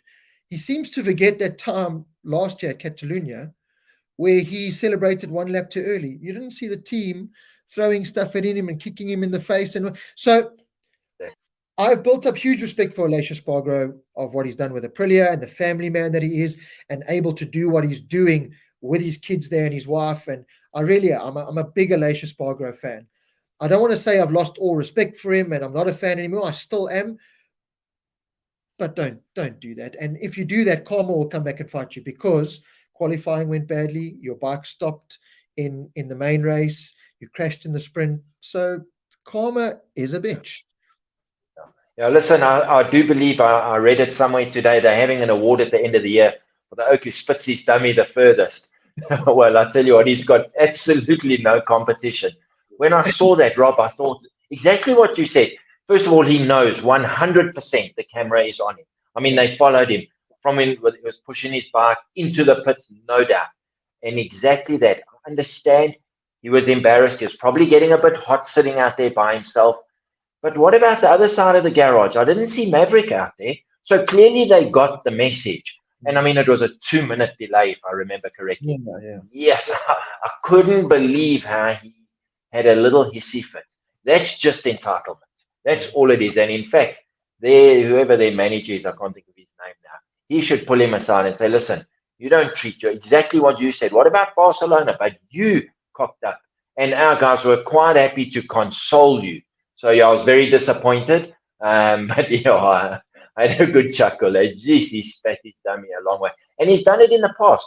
Yeah. I mean, he was waving his arms at Maverick on well, I think it was Friday. Yeah, it was a little bit dodgy, but nothing wild. In the past, he's had words with almost everyone. So since he's won a couple of races, he's really become a bit precocious, and he's kind of Jake Dixon is molding himself around Alicia Spargo in terms of attitude. For two guys who, as good as they are, they haven't done too much, relatively speaking, to the competition they're up against. So, I mean, am I right? Alicia's ridden the most amount of MotoGP races of guys currently racing, and he's only won twice. Only being relative, but still, he needs to come down a peg. Yeah, I think he came out afterwards and said it was unacceptable, but there is that side to Aleix that you don't like, and that was the side that that made certainly me not really be a fan of his before, because he had that side. I've become a fan of his because of sticking around the Aprilia project, taking to where he is, having his kids, and I see how good he is with his kids, me being a dad as well, in that environment, to be able to perform at that level, having the two kids. We were talking about Jack Miller now becoming a dad and how it does impact you in life, and he's been able to make it work. But yeah, that wasn't a good advert for yourself, for your kids. You don't want your kids or anyone seeing that. He's come out and said sorry, but there is that little bit of taste in your mouth with Aleix that you're going to be a fan, but you're never going to, as much of a fan of his as I am, I don't want to go buy his shirt or his cap or anything, because I'm not like that fan, if you know what I mean. Yeah. We can admire and respect what he's achieved, yes, but that doesn't mean you have to like the guy. No. So MotoGP fan and Todd Commons, I think it is, say Frankie Carcetti is Jake Dixon's manager. Now, Frankie Carcetti was Jean Mir's crew chief, and he's now Alex Marquez's crew chief. So I actually didn't know that. Okay, that's interesting. Yeah, it is interesting. So Frankie needs to get a hold of Jake and say, listen, my bad, what you put out there is what you're going to get back. If you're going to put negative, stupid things out there, you're going to get negative, stupid stuff back. And in all fairness to Jake, he did keep quiet after today's incident. So somebody's definitely wrapped him over the knuckles from what happened with the Darryn incident. Andrea Jacobs, third karma of the day. Do you know who the third karma of the day was? No. Jeremy Alcoba in Moto2. Yeah, definitely. I mean, Simon Crayfall was pretty brutal. I don't know if you heard, but he said, I did. Yeah, Jeremy Alcoba, this, but I'm getting tired of hearing Jeremy Alcoba's name. I was like, all the time. And Simon is a very calm demeanor, yes, he's a straight shooter, but he never says anything derogatory about anyone, no matter what, almost to the point where he kind of looks for a reason not to say anything. I heard him say that. I heard him say, listen, I'm hearing this name all too often. They need to do something about it. Yeah, that was just, absolutely. It was stupid. MotoGP fan Frankie should be telling Dixon to calm down and say less silly things. Maybe he has, because he was better today. Completely agree with you. Brad came in from his ride, high-fiving the crew, giving hugs before taking his helmet off and sitting down. He must have been cooking, but has the decency to acknowledge all the crew. I reckon they put in even more effort because he's such a gentleman. So Ruan, perfect point. And I've touched upon it before. Fabio was in that same kind of frame with his Yamaha team when everything was going well. Fist pumps and high fives. Yay, that's kind of backed off a little bit. You don't see as much fist pumping there. But Brad, no matter what, good, bad, Brad has always stuck. And all his debriefs, all his interviews, we. I saw one guy posted on our Facebook, said, Brad, stop saying we, it's you. And Brad's not that kind of guy. Brad is a we. And let me tell you, I know a couple of his team members quite well, Tex, Mark, John, and a couple of the guys, and I still tag them in the post today because they do. I can tell you now, that team, those bunch of guys that work on Brad's side of the team, including Bjorn Esmond and everyone, there's nothing they won't do for that guy, and they will work till whatever time. If Brad comes in and says, guys, I want you to strip this bike down to the last nut and bolt to make sure everything's clean and right, they'll do it. Brad has the full backing of his team, and the team have the full backing of Brad, and that's why that project works. And Jack has the same. Team love Jack. Jack loves his team. There's just something missing there. I think it's all down mentally to Jack, to be honest, more than anything else. But that, you can't buy that, Paul. You cannot buy a guy. Like I said, I was impressed with Pecco today because he could have easily come in that box throwing his gloves, and we've seen it before. But he came in, recognized it was his mistake, and said sorry to his team, acknowledged his team and said, guys, I know how much work you've put in, especially for India, visas, the travel. People don't realize how much goes on outside the paddock. And he came in and he showed remorse, which to me he was humble. It's a good sign of a good man and a good sportsman. And Brad has always shown that, and that's what makes him so good. Whether you're a Safar or not, you look at how Brad portrays himself. The guys, and that's what KTM signed. They don't just sign the talent that's on the track; they sign the person that's off it as well. Yeah, absolutely. And when they interviewed their team manager Franco Guidotti, when they interviewed him on the grid just before the race, and Simon said to him, "So everything's going well, and looks like you've got a good bike, and you're going to do well." And I can't remember exactly what his wording was, but Guidotti said, "No, Brad's our Sunday guy. He delivers for us. We haven't delivered for him." That's kind of the gist of it. So they're also fully aware that maybe their bike is a 7th, 8th runner, but they've got Brad on it, which makes it a 3, 4, 5 runner, and hopefully a win coming soon. But certainly they're fully aware of the fact that their bike cannot deliver what Brad can deliver. So the combination is working, but Brad is they're fully aware of that, and I don't think anyone would deny the fact that they know that. So it's good to hear that. Good for Brad, but we want that bike to be a little bit better. Yeah, it is. I mean, it was evident more so this weekend. It was there at Misano, but it was very evident this weekend that KTM, as big as a leap they've taken, they still that little bit off, and they need to just try and find it. Japan, you never know what's going to happen at Japan with the weather and everything. Australia, I think, is going to be good, like you said, but it's good for everyone. So there's going to be a lot. Brad's also exceptionally good there, and it's a track that I think really suits him. So his riding style is fast flowing turns, and that's basically the whole of Australia. So I think he's going to be exceptionally good there. Yes, so is everyone else, but he's already so good.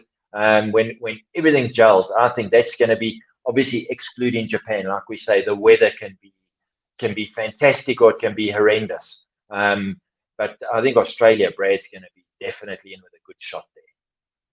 Gordon Beer says, yeah, Brad must be the biggest property in GP. MotoGP fans says, calm down, Gordon.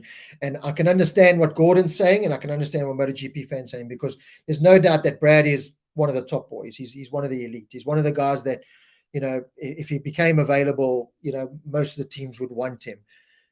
The thing is, there's so many. You cast your mind back. You had the aliens. You had those 5 guys or those 4 guys that were a step above the rest.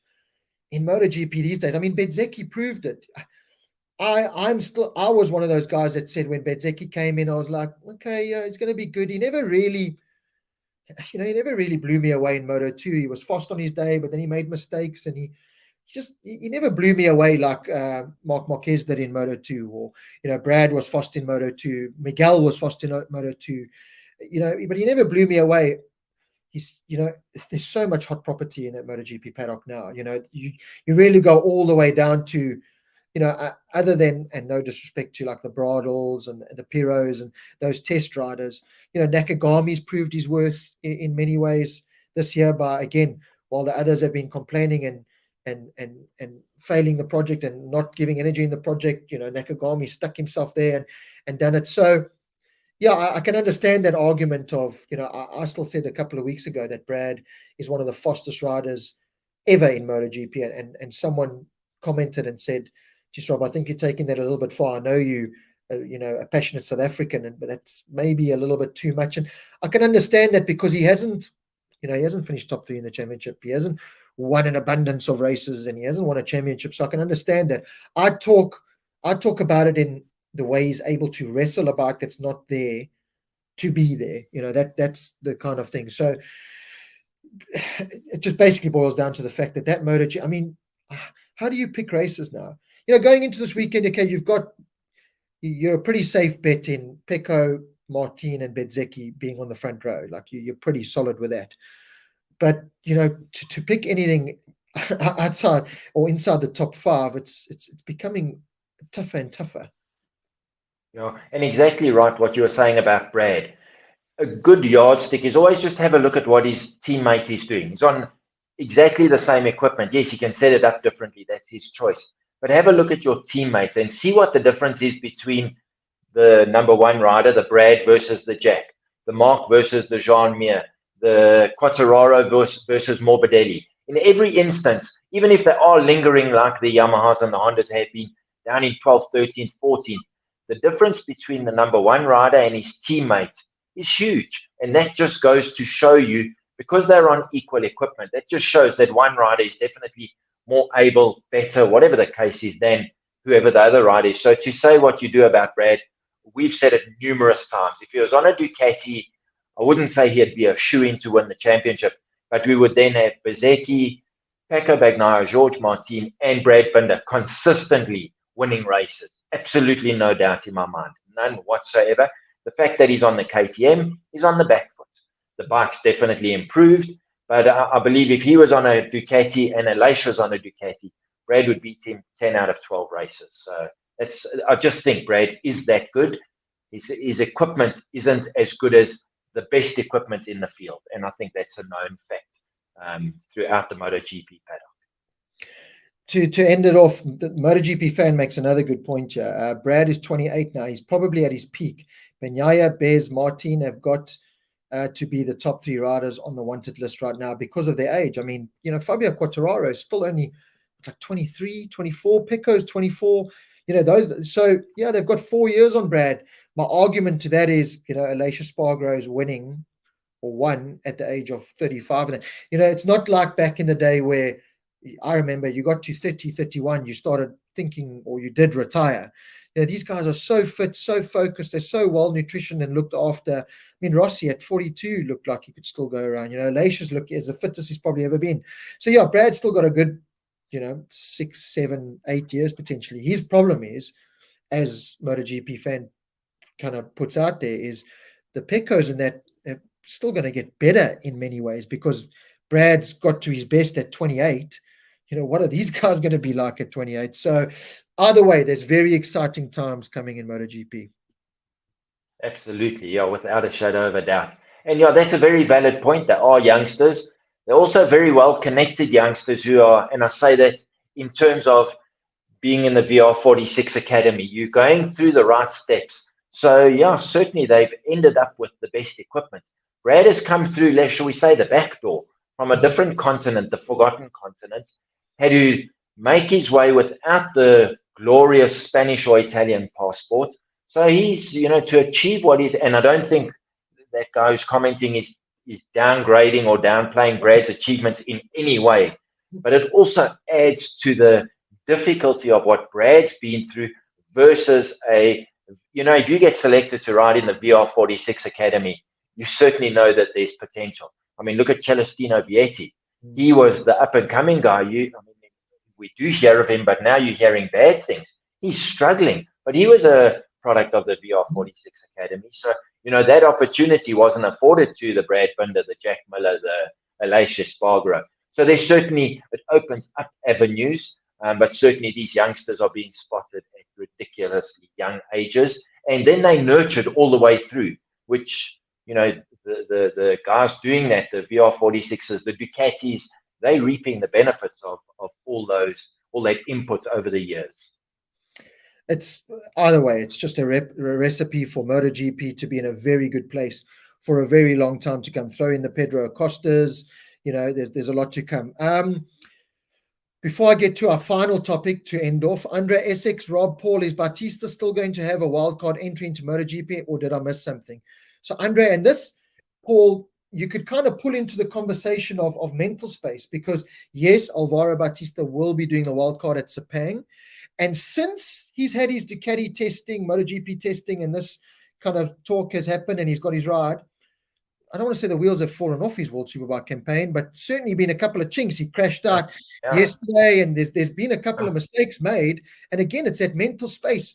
At one stage, he was fully focused. Then it's, right, Ducati MotoGP ride. Oh, I love that. Oh, Ducati test drive, So then all these other thoughts come in, and it takes away a bit of concentration. And these mistakes creep in. Yes, Kay went on and won race 2 in that today. Fantastic. But there's been chinks in the armor. And also, he knows he's under pressure as a wild card because of what Danny Pedrosa did. He's already admitted that. He said, yes, Pedrosa set this bar so high, and now he's going to come in there as the reigning World Superbike champion, leading the championship again. Pedrosa hadn't raced for basically, call it 5 years. He had 3 wildcard rides in 5 years, and he puts it 2 fourth places. So I think that that's another, as you say, he's thinking about the MotoGP ride and how lacquer it's going to be. And in the little corner of his mind, he's thinking, but yes, Pedrosa did so well.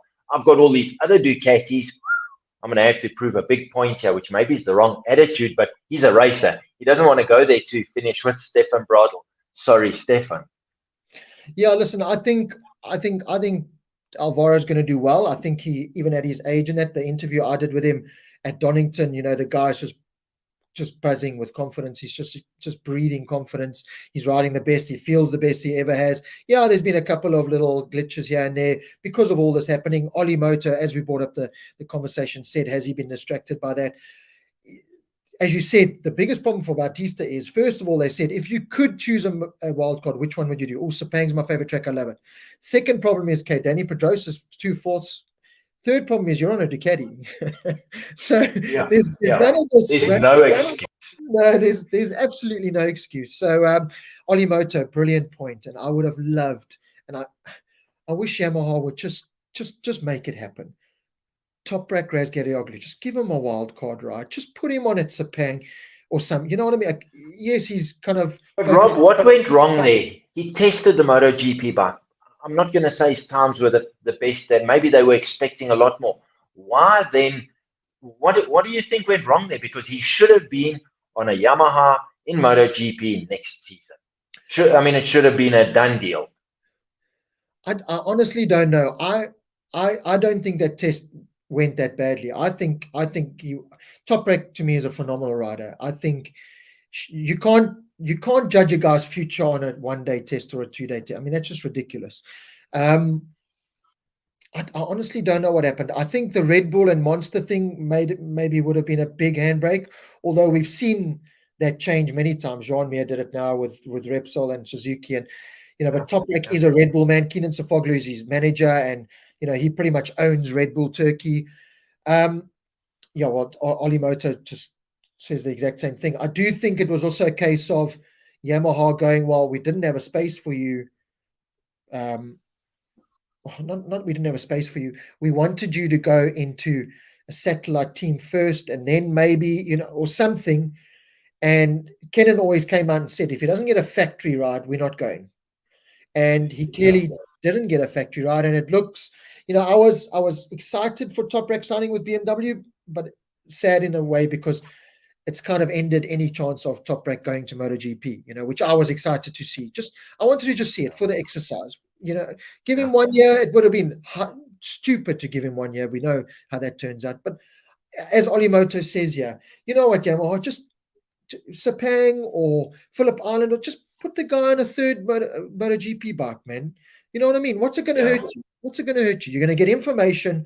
It's going to be a good exercise to see the Toprak Yamaha exercise. He won a world championship for you. Just do it, man. Just make it happen. Please. I would love to see it happen. But that's Yamaha's thinking. There's Ducati's thinking. Thanks, Alvaro. Go test our MotoGP bike. Have a go. Lekker. There's KTM, Pedrosa, Lekker. There's Honda's thinking. No, we'll wild card at Japan where it's going to pour with rain and we race once a year. Yeah. With Carl Crutchlow, who never tests. It's like the dumbest exercise I've ever heard in my life. But anyway, Absolutely. the topic I wanted to end off with is Aprilia this weekend. We haven't even spoken about them. We spoke about Elation, Karma, but this just seems to be where Aprilia and certainly Maverick Vinales are. As soon as you start talking about Maverick as a good force, and Simon Crafel was saying it, yeah, I already want to see him perform, and he was there at Mazzano, he was there at Catalunya in practice, and that doesn't quite put the races together for the starts, or for some reason. Miguel Oliveira was the worst Aprilia. He finished behind Raul Fernandez. They just were not at the show this weekend. Yeah, it just seemed like exactly that. None of them arrived for race day, not even qualifying. And if you just think, I mentioned it last time, and it's maybe a bit harsh, but I still stick to it. Luca Cadalora, Maverick Vinales on their day, unbeatable, 2 or 3 days a season. And Maverick seems to do this more and more often, and then it gets in his head, or he gets frustrated, and then he also spits his dummy and has a wobbler. With all due respect, this weekend he seemed very, I'm not going to say downbeat, but probably he was very quiet. You didn't see much of him, but they were just nowhere. They were, shocking. And as you say, Oliveira, who normally his bad days are 10th, 11th, 12th, he couldn't even run anywhere near that pace this weekend. It was, I don't want to say sad to see, but it just shows the beast that MotoGP is, if you like. Honda are dead, Aprilia, yay. Now we're saying, Aprilia, that was crap, and Honda, well, it's just, MotoGP is just on another level at the moment, and it's Ducati are dominating. We know that. KTM have made a step forward. We know that. But Aprilia kind of proved that, I don't know, there's still that difference between the big manufacturers, which are Ducati and those guys, and Aprilia, who, are still scraping budget together, are small compared to the others. This is where it kind of shines, that little, well, not little, it's quite a big divide in resources. That would be exactly my thinking, Rob, that they've now got to a track where they've got zero. So they got a little bit exposed.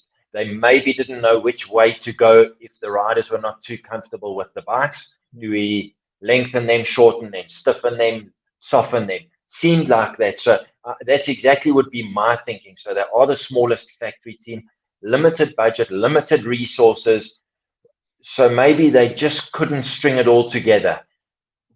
Going to a place where they're starting from a clean slate, zero info, where the bigger teams maybe just do have a little bit more insight, knowledge, whatever, experience. I don't know, not that Aprilia are lacking that, but maybe they got found out. That would be my only thinking, is that being the smallest team. And then someone will say, but what about the satellite teams? Remember, the satellite teams are Ducatis.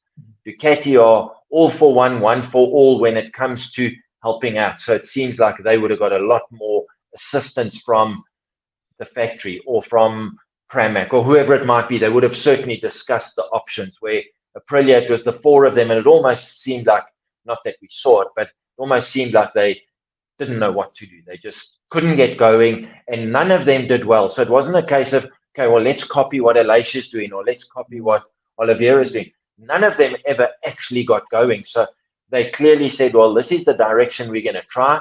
And it didn't work. Whether they went another way, I don't know. But I think they got exposed as a smaller, independent, full factory team. Where, as I say, the other satellite teams are actually Ducati teams. So they've got a wealth of knowledge and info there. And then obviously KTM will feed from what Brad and Jack give them down to Fernandez and Pol as and when they need to, or vice versa. Pol's a very experienced rider.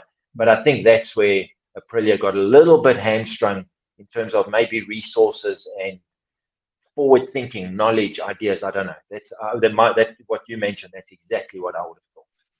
Yeah, I just think, like you said, they just didn't have a plan B or anything to fall back on. Whereas Ducati, Gigi, like you said, would have gone to Bez and said, "Geez, Bez, you're doing well. Pecco's losing here. Oh, that's what Bez is doing differently." You know what I mean? They can just translate it a lot more. So I think that's the big advantage of Ducati at the moment. Paul, thank you so much. Everyone in the side, some brilliant comments tonight. Really has been fantastic. Make sure you hit that like button, please, on Facebook and on YouTube. Just if you're watching this not live, if you're watching it after the thought, just hit that like button, please. Really get as many likes as we possibly can. And one big thing we can take from this show is just be cool. Calm as a bitch. Just be cool. Just be a lekker guy. Okay, And be like that. just be lekker. You know how it is. Just be lekker. Paul, thank you so much to you for joining me once again. We'll definitely have you again next week, Sunday, same time. Remember, everyone, not Monday nights anymore. Sunday nights. So we do it Sunday night, 8 p.m. live in South Africa, 7 p.m. live in the UK, 4 a.m. live in Australia and everywhere around the world. So we're going to make this the constant time. There might be 1 or 2 times where we might have to shift it in program, in timing and stuff, but that's going to be the new platform, and on Facebook and on YouTube. So thank you to everyone for tuning in. Paul, thank you so much. I will see you next week, Sunday again, if you're available, and we can talk MotoGP from what I think is going to be a very exciting Japan round. Yeah, and let's see if we've got a finalization of the Marquez episode. And to everyone who tuned in and listened, thank you very much. And Rob, it was absolutely fantastic. Look forward to next week. Cheers, guys. Take it easy. Have a great week further, and we'll see you next week, Sunday. Cheers, Paul. Thank you. Pleasure. Cheers, Rob.